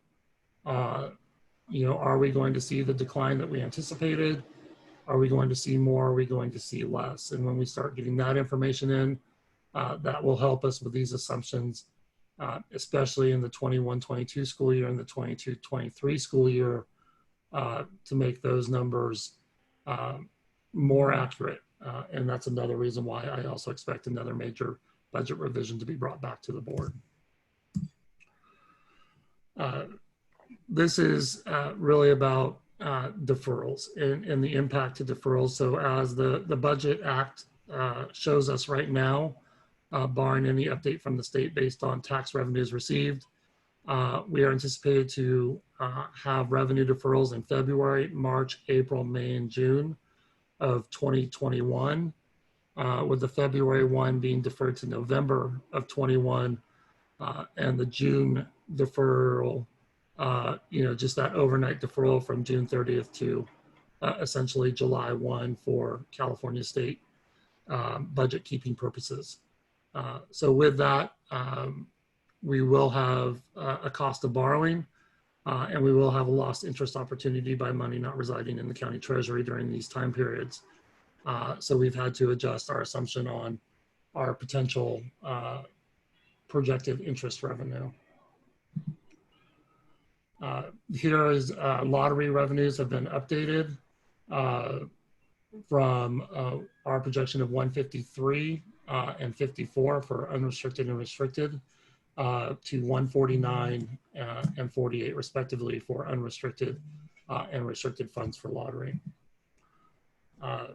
Another portion that we have in here that we talked about but did not include in our budget because there wasn't enough information on how it exactly would be funded, or the algorithm, if you will, for producing the funding opportunities for school districts, other than I'll say hope at that point, is the learning loss mitigation funds that really support our efforts as an organization to help students and teachers bring back instruction to students in whatever form that we're in at that point in time, hybrid, distance learning, as we still try and combat the effects of the pandemic and the situations that we're in.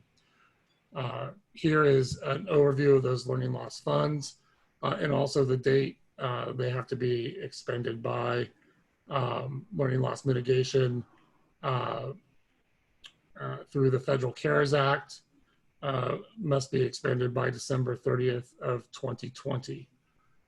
So that's about 4.5 months from now that we can use this money to deal with the opportunities that we have to provide resources to teachers and students during this time period, as well as some of the other funds.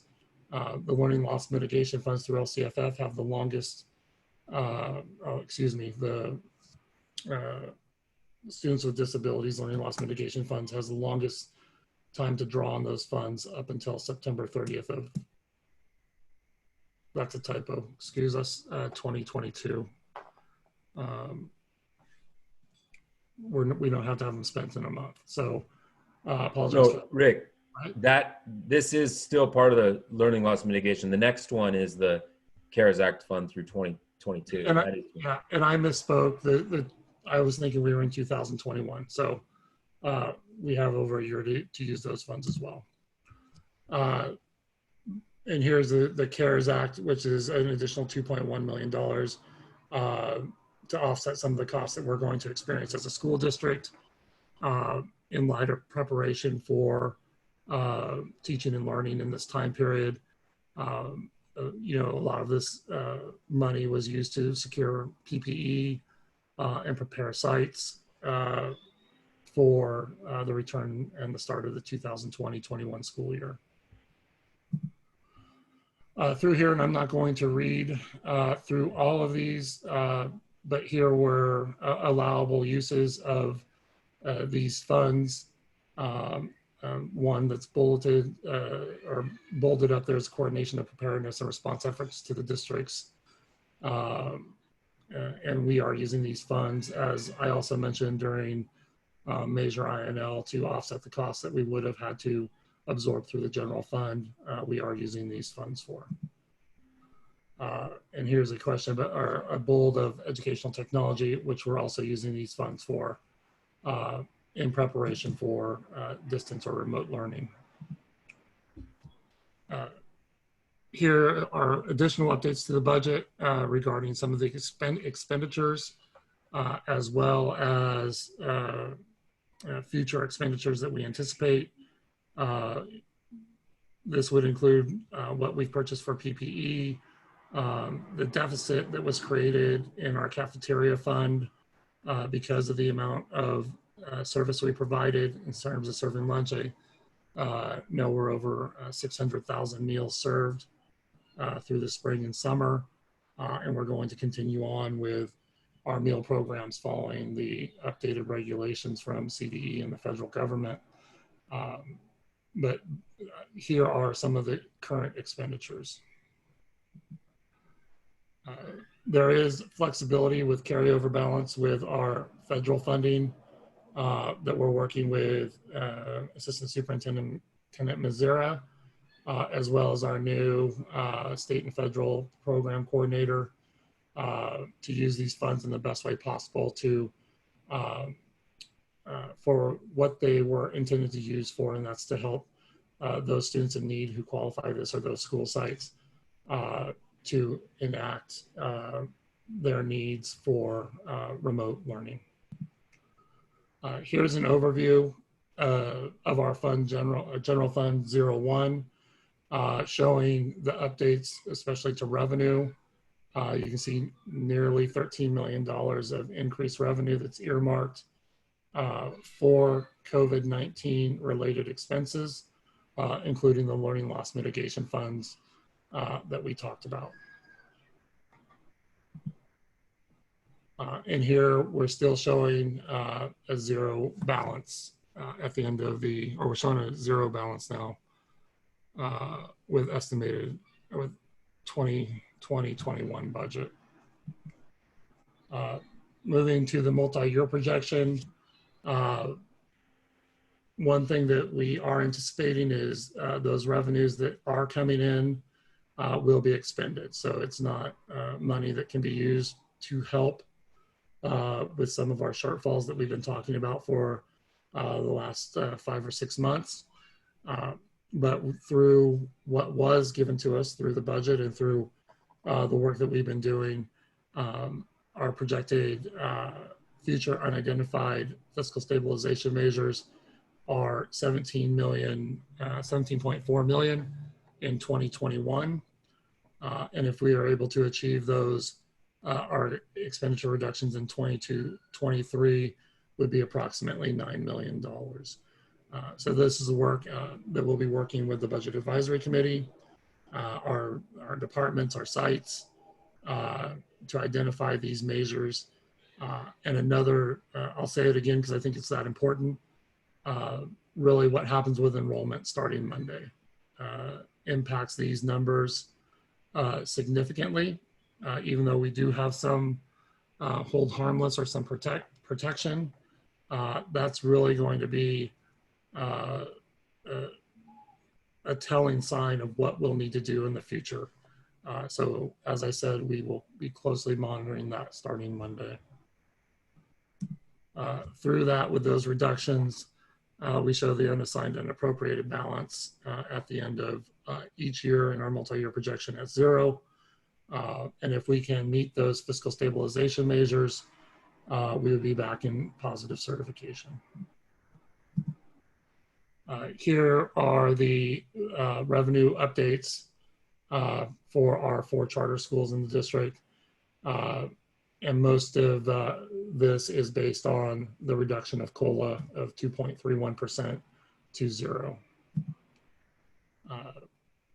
As we talked about, and I just mentioned, the Budget Advisory Committee and the Fiscal Stabilization Plan process, we are going to engage with them again now that the budget's passed. We've gotten through this summer and some of the work that we've done there to bring it back and talk about budget saving measures, as well as learning loss mitigation funds and other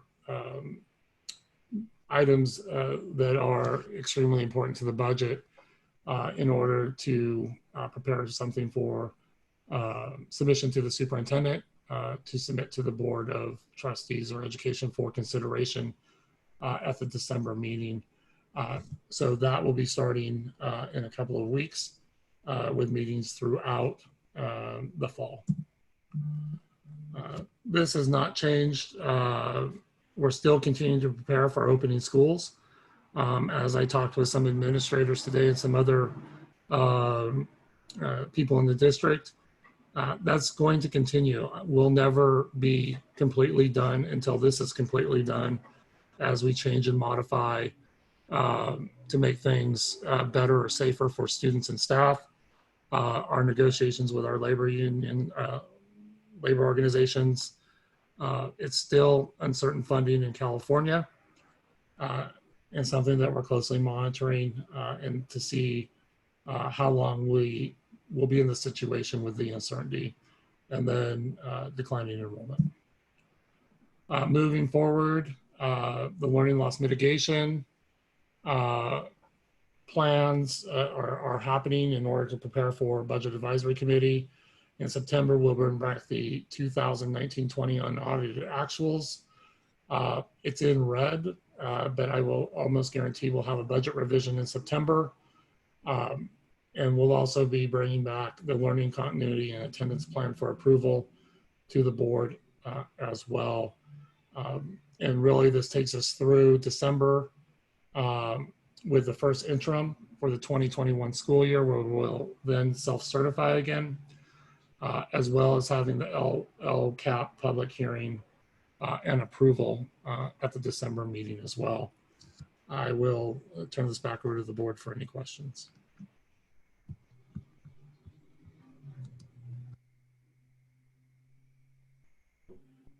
Board members, questions? Seeing none, do we have public comment on this, moderator?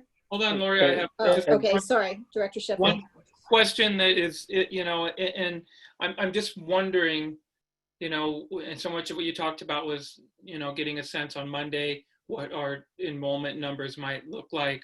I guess, my question is, it's interesting to where these students might be going to, and maybe working with SCO, or what is the plan to sort of find a way to track where might we be losing students to? Are they, is it other districts? Is it, online charter, people that are professionals in online instruction? I'm just thinking about, sort of the long road in the future.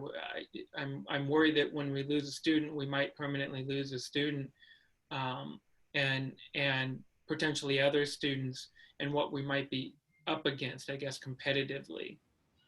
Yeah, I will let Assistant Superintendent Mizera take the majority of this, but I will say, in brief, you're absolutely right. And I mean, there's a number of factors that we're monitoring. And much like you said, we're worried too that a student goes away, they go away permanently rather than temporarily. And we just don't know. And I'll take some of Steve's comments, I'm sure he would have said is, enrollment is something that we monitor closely every year. We look at it weekly. Beyond projections, we also project internally upon the number of students we currently have. So we use almost 2 sets of projections as we're going through the winter and spring under normal circumstances, in order to get that number going into the school year. And even with those projections, we're down from what we thought we would be at this point of the year. And with that, I will ask Assistant Superintendent Mizera to expand on that. Yeah, thank you. The only thing I think to add is we do track. We'll be bringing to you a report at the end of the year summary of our interdistricts and transfers within we've done for the last 3 years. The nuance for a charter is that it doesn't require a request to leave the district, because all charters are basically can be district-wide, statewide if they go to an online. So we're not going to have that level of data. We try to capture it when we know where the file is going to another school.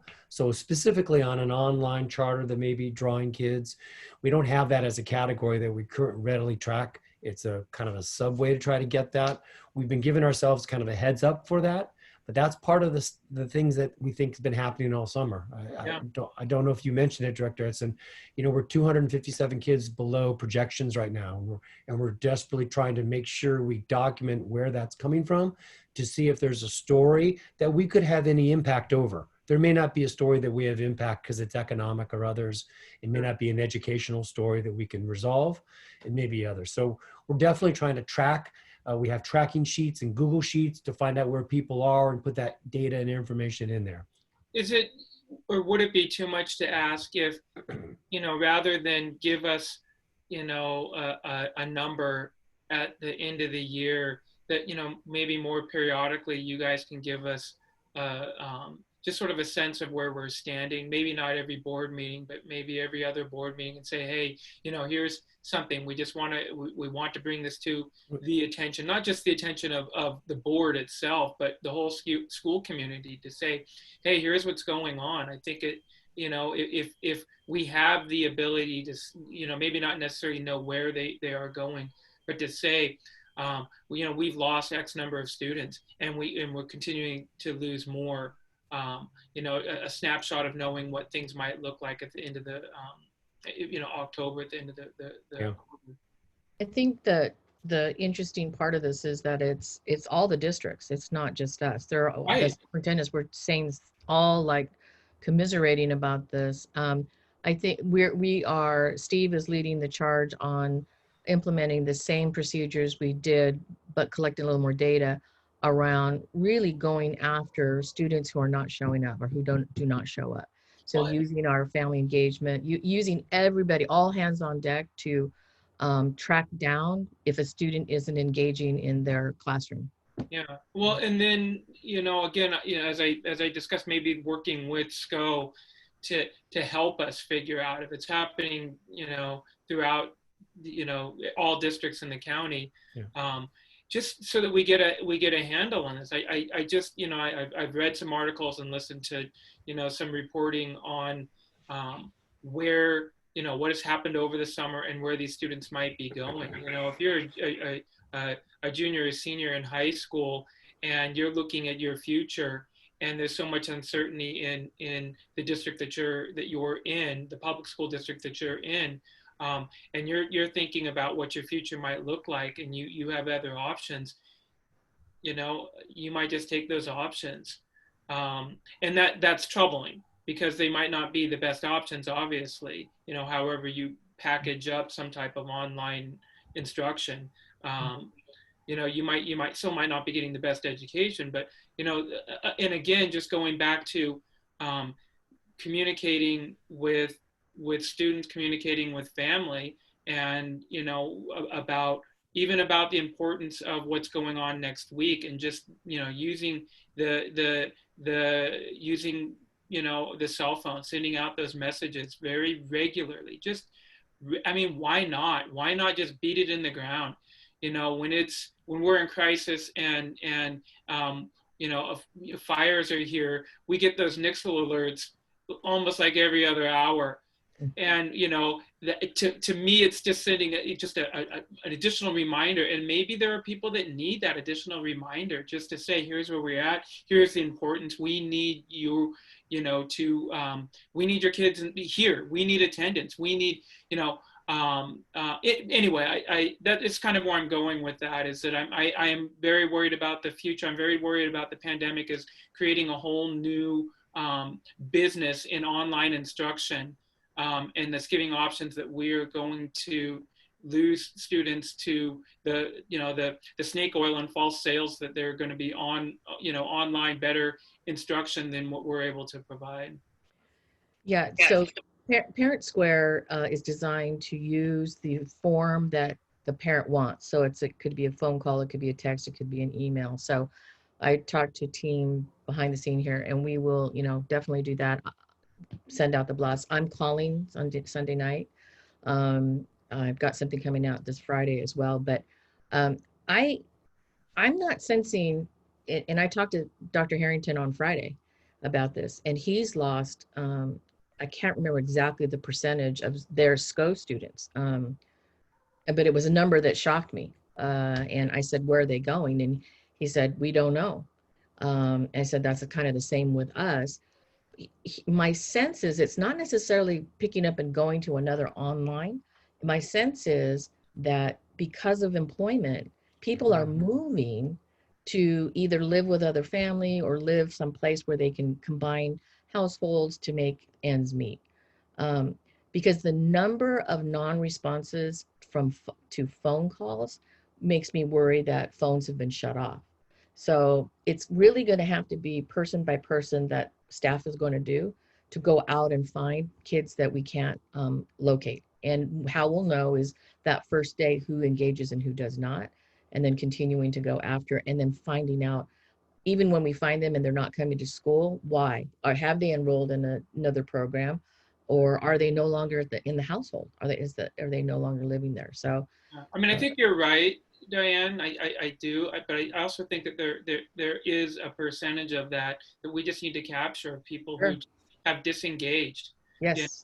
And it's unfortunate, that it's understanding if a student disengages, especially in the summertime, but it's unfortunate when a family disengages. But there are a whole number of reasons why a family might disengage, and a lot of it is around work, and a lot of it is just being overwhelmed. But the real important thing is that structure that the school year brings, and it brings more than just structure for the student, but it brings structure to the family too, to have that routine. Right. And again, I just want to press. I know you're making calls on Sunday night, but I'm just pressing. Make a call tomorrow. Make a call on Friday. Just leading up to this is just. No. So they're making the district's making calls. I am making me. It's you personally making. I am on Sunday night. Yeah. Oh wow. Okay. Yeah, go to bed. Yeah, go to bed. School starts tomorrow at 8. So. Brush your teeth and yeah. Okay. I just out of concern and worry. And yeah, of course. Troubling reports. So. Interestingly, we do have quite a surge in enrollment from some private schools. So, okay. Yeah. Okay. So, okay. Did I see student board member Omar Lopez's hand up or not? No. Okay. Any other board member? Director Medina has his hand up. Director Medina. Yeah, so I think I was just kind of going to follow up on that. I'm curious as to, well, first off, just in the recent discussion, I'm reminded of Eugene Mijares and like the house visits that he would do, right? And I feel that we need so much of that. In the work that I do, seen a lot of people leave the county for work, being let go. It's too expensive to live here, and going to cheaper places looking for work, not just within the state, but out of state. So that's happening. And so it's probably explains a lot. But I think we have to also keep in mind and be vigilant as to what's going to happen with housing and evictions, depending on what happens with state regulations and stuff. So we got to be prepared and be monitoring that. I don't know if anything is being looked at, if there are forecasts or anything as it relates to what might happen with like property values and real estate in the future. But I'm curious, I imagine that would potentially impact our revenue. That might be too far down the line, but I'm wondering if those are projections and things that we take into consideration at some point, just given the state of how everything's happening now. So I would like to know if that's something that we'll be looking at. But yeah, I think that's it. We do. We're fortunate CSBA and AXA, the organizations, school services, all give us forecasts on property tax, taxes in general, so for planning purposes. Okay, I think if there's President Fong, I don't see their hands up. Any other hands up? I don't see any. And moderator, do we have any public comments on this? So this is a call for public comment on item E5. If you'd like to make a public comment on this item, please raise your hand at this time.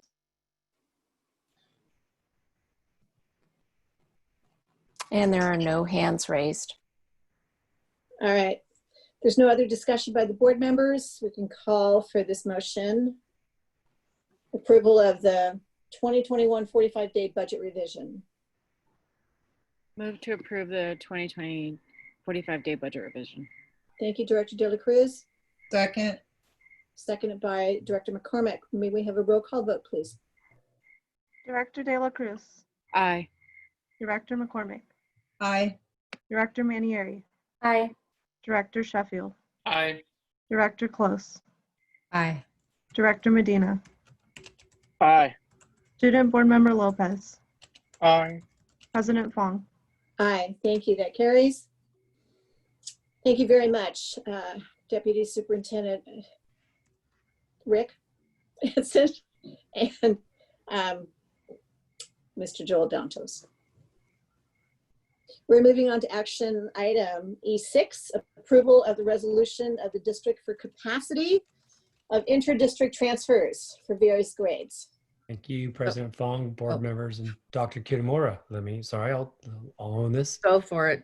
Speaking of enrollment, each year as we get ready for our open enrollment season, which begins in September, we have to outline our capacities in case there is an over or there's not enough room in a certain capacity or program. That is a combination of physical capacity as well as program capacity. And so we state that in that, and we've brought this forward every year. We have not had to exercise this resolution. Again, in decline in enrollment, as we just said, we don't think it's likely, but each year we have to do this. It's also for programs that have a real fixed capacity, like special education programs that have a limited number of seats. We have the ability to say this program is closed also. So it's not just our schools, our sites, it's also within given programs. And so with that, I'll turn it back to the board. Board members, are there any questions on this? Literally crickets. Moderator, are there any public comments on this item? Please raise your hand now if you'd like to comment on item E6. President Fong, there are no hands raised. All right, I see no other hands raised by the board members, and so I can call for the question on item E6. Move to approve the resolution of district for capacity of inter-district transfers for various grades, special classrooms, and special programs. Second. Thank you. That was moved by Director McCormick and seconded by Director De La Cruz. Let's have the roll call vote, please. Director McCormick. Aye. Director De La Cruz. Aye. Director Manieri. Aye. Director Sheffield. Aye. Director Close. Aye. Director Medina. Aye. Student Board Member Lopez. Aye. President Fong. Aye. Thank you. That carries. We're moving on to the consent items. This is F, consent items. I'm asking for a motion to move consent items forward. F2, 3, 4, 5. F6, we're going to set aside. Also, F7, we're going to vote on right now together. F8, 9, 10, 11. Move to approve consent items F2 through 5 and items F7 through F7 through 11. 11. Second. Thank you. That was moved by Director De La Cruz and seconded by Director Manieri. May we have the vote, please? Director De La Cruz. Aye. Director Manieri. Aye. Director Sheffield. Aye. Director McCormick. Aye. Director Close. Aye. Director Medina. Aye. Do we normally ask for public comment on that, or did we not have any? We do not. We do not ask. But we are or still, do not we're have still any? going. People normally submit blue cards, but we don't have that right now. So do we ask? Is there public comment, Sorry. moderator? Yes, there should be, we need to ask for public comment. So let's hold up on the vote. Moderator, any public comments on this? We're calling for public comments on items F2 through F5 and F7 through F11, I believe. Anyone who'd like to make a comment, please raise your hand at this time.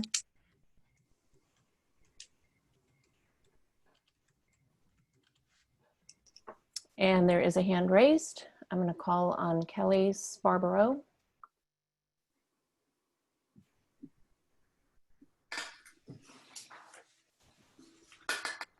Kelly, are you there? I'm here. I'm trying to find my notes because I wasn't anticipating you guys getting this far this fast. Shoot. Okay, I'm just going to try to go off my memory if it's okay. So I have gone over the FAQs in detail, and I went over the instructions that came out from our principal at Montgomery. And one thing that still I think is a little confusing for the parents and between the collective bargaining agreement and the instructions and the return to school plan is the amount of time that's going to be spent on live instruction. I know AB 98 requires 30 minutes of live interaction, and then there's the periods are 80-minute blocks, right? So there's 50 minutes of time between that 30. Excuse me, Ms. Sabaro, which item are you speaking to? I'm sorry, aren't we talking about instructional minutes? No, we're on consent items right now. So the instructional minutes are part of the consent items. Yeah, I thought that the instructional minutes are part of the consent items. Which one is it? I believe it's 5. The instructional calendar? Yeah, the minutes. Remote learning instructional minutes for Santa Rosa City Schools. Okay, thank you. I'm sorry. I guess I should have clarified that. Thank you. Okay, now I have to find my train of thought again since I don't have my notes. In any event, so if there's 30 minutes of live interaction and 80 minutes in a period, right? It was my understanding that the teachers, if they wanted to, could use the full 80 minutes for live instruction. But now I'm learning that the maximum is 30 minutes of live instruction. So I didn't understand why. And I looked at the collective bargaining agreement and didn't say that. So I know there's been a lot of confusion on the part of parents and I think even on the teachers, if they're only allowed to do 30 minutes, let's just call it Zoom time, per 80-minute period. So that's my first question. And then and that I would ask for clarification on the instructional minutes. And then the two other points I wanted to raise, and this is something that came up a lot in the Return to School Committee, was the parents being included on assignments and syllabus and whatnot. And I see it in the bargaining agreement, I see it in the manual, and I saw it in the FAQs, but it doesn't tell us how we get to that information and how we access that information. So are we going to be receiving communication telling us how to access Google Classroom for each class with passwords and whatnot? 15 seconds. 15 seconds. So I'm hoping for some clarification in that regard. And also in terms of tracking our students' progress, also in the collective bargaining agreement, it says that the teachers are not required to update SSI. I'm assuming that's Illuminate. So how are we supposed to monitor and track kids' progress throughout the quarter if we can't see those grades as they're coming in and being— The time is up. Thank you. Kelly, I had interrupted you. Do you want to finish your thought? Yeah, it was just in terms of, I know you guys are asking us to be learning coaches, and given the environment and situation, that's really going to be necessary. So it's very critical that we have access to assignments, syllabus, and that we're able to track and monitor progress of our kids in completing assignments and grading and whatnot. But it sounds like the teachers are only required to post quarter grades and semester grades on Illuminate. So how are we going to track progress and stay on top of it? Thank you, Ms. Sabaro. Thank you. All right, so we have a motion and a second to approve F2 through F5, then F7 through F11.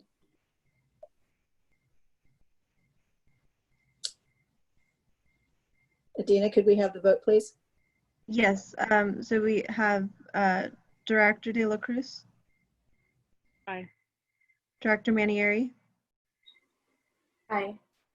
Director Sheffield. Aye. Director McCormick. Aye. Director Close. Aye. Director Medina. Aye. Student Board Member Lopez. Aye. President Fong. Aye, thank you. Those pass. Let's bring F6 to the table. Approval of the 2020-2020 Project Wayfinder contract. Yes. Mm-hmm. So, should I go, or, well, how about first Director Guzman talk a little bit about it? Is she in a meeting or not? No, I'm here. Yes. Oh, there you are. You were blocked by my attendee screen. I couldn't see you. No, I understand. I was actually trying to bring up the agenda item as well. Project Wayfinding is something that you may have heard about over the last couple of years. We've actually used that as a theme for our leadership launch. And it's also something that Maria Carrillo High School has actually utilized with their 9th, 10th, and 11th graders as part of their curriculum. And so in thinking about moving forward, specifically for our 7th and 8th and 9th graders, we wanted to bring Project Wayfinders into distance learning because we see this as beneficial. And it's also relationships that have already been built with one of our administrators, and really thinking about how we can utilize it, not just only in distance learning, but also in the learning house, which is going to be overseen by Principal Barr. I guess my first question is, how many 7th through 9th graders do we have, kind of in total, based on what we know now? Oh my goodness. About. Oh gosh. I'm hoping that maybe either Diane or Rick could help me, or even maybe Steve. I don't actually know that total number. Give me a moment. I'm pulling it up. Move on. I'll come right back to you guys. Okay. Well, the reason I ask is I saw an item The license for it is, I think, 35,000 for like 800 students. So I'm wondering, how many students do we have? Is that enough to meet all the students, or is it too many? If, you know, is it only for 7th to 9th graders? Or is it something like, if we have more licenses available, can, like, I don't know, high school students use it? It seemed like it seems like something positive to help with like mental health and anxiety and stuff like that. So I'm just curious, do we have enough licenses? Do we have too many licenses? And is it just limited to 7th to 9th? So I can speak to this, Dr. Guzman. Okay. It's again around the enrollment and not knowing exactly how many. We would want to utilize the licenses. We can definitely go up if we need to. What I worked with the developer this week to talk a little bit more about it and get some ideas. The belonging curriculum, which is designed for 7th and 8th graders, but we're also going to use it for 9th graders for Learning House. Was designed specifically for distance learning to create that belongingness, which I just find fascinating and wonderful. The other part of it is it's so based in the wayfinding culture and the principles and ideas around that. I think that too is another piece that our students will be drawn to. So we're not sure exactly, and just to be all frank about it, we just calculated the number of 7th and 8th graders when we did this initial 800. We didn't even think about the 9th graders at that point. And I think I took half of the 7th and 8th graders, maybe we took half to get to that 800 number. What is it, Steve? Total, excuse me, just had it. Total is 1294 for 7th graders, 2012 for 9th graders, total 3,306. No, just 7th and 8th graders, because when we did this, it was originally just 7th and 8th graders. Forgive me. That would be 1578. 1578. So then, yeah, so that's about half. We thought half would participate because we also have to get the teachers trained. And we didn't think that we could do every single middle school teacher right off the bat, that it would be a rolling process, much like we're doing Crush. So that was, I knew I had an algorithm about why it was 800. The other question, I guess, that I would have is just in thinking about supports for students, I think about the situation we're in, and I think of parents, and I'm wondering, is it outside of our jurisdiction to have some sort of, I don't know, program like this that can maybe also help parents with belonging and assisting in the process of learning? Do we have anything like that? And I actually asked the designers about that yesterday. This was actually yesterday, about how do we do the same for parents. And so their team wants to look at that with us to see if we could do some sort of a pilot here. And they'll bring their partners that work on design from Hawaii and all the places that really believe in this ancient core values of wayfinding to find purpose and belonging. So yeah, we want to do that. The other thing I forgot to mention earlier today, that Cap Sonoma has reached out, and they have some additional funding to do outreach to homes. And so I forgot, we're going to connect those two things with reaching out to parents, because they have the ability to go to homes. And I think that partnership can also be something around parents and parent groups and parent support and parent education. Because I hear it from our parents that they want help. They don't know what to do. And it can't all be on the teacher providing that. So yeah, yes. And I think on that, I would also add that, I feel like probably one of the biggest gaps that's going to be created through all this is that with our Spanish speaking students and parents. And I feel that if something like this is developed, like if we could really maybe emphasize and focus it on that. So that's all I kind of really wanted to say. Yeah.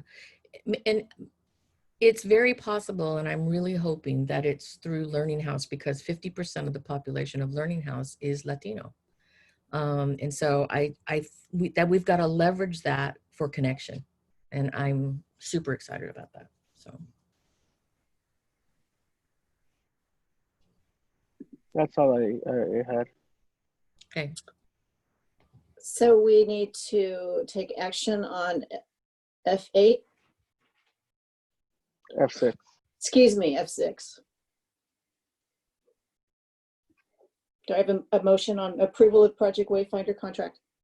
Move to the approval of Project Wayfinder contract. Second. That was moved by Director McCormick and seconded by Director Sheffield. And we have a vote, please. Director McCormick. Aye. Director Sheffield. Aye. Director Manieri. Aye. Director De La Cruz. Aye. Director Close. Aye. Director Medina. Aye. Student Board Member Lopez. Aye. President Fong. Aye, thank you. That carries. We are moving to item G, approval of the minutes, G1, approval of the minutes of the regular board meeting held on July 22nd. Move to the approval of minutes of the regular board meeting held on July 22nd, 2020. Is there, Director Medina? President Fong, Director Medina had his hand up, and maybe Director Manieri. Director Medina had a hand. Yeah, so I had a few things.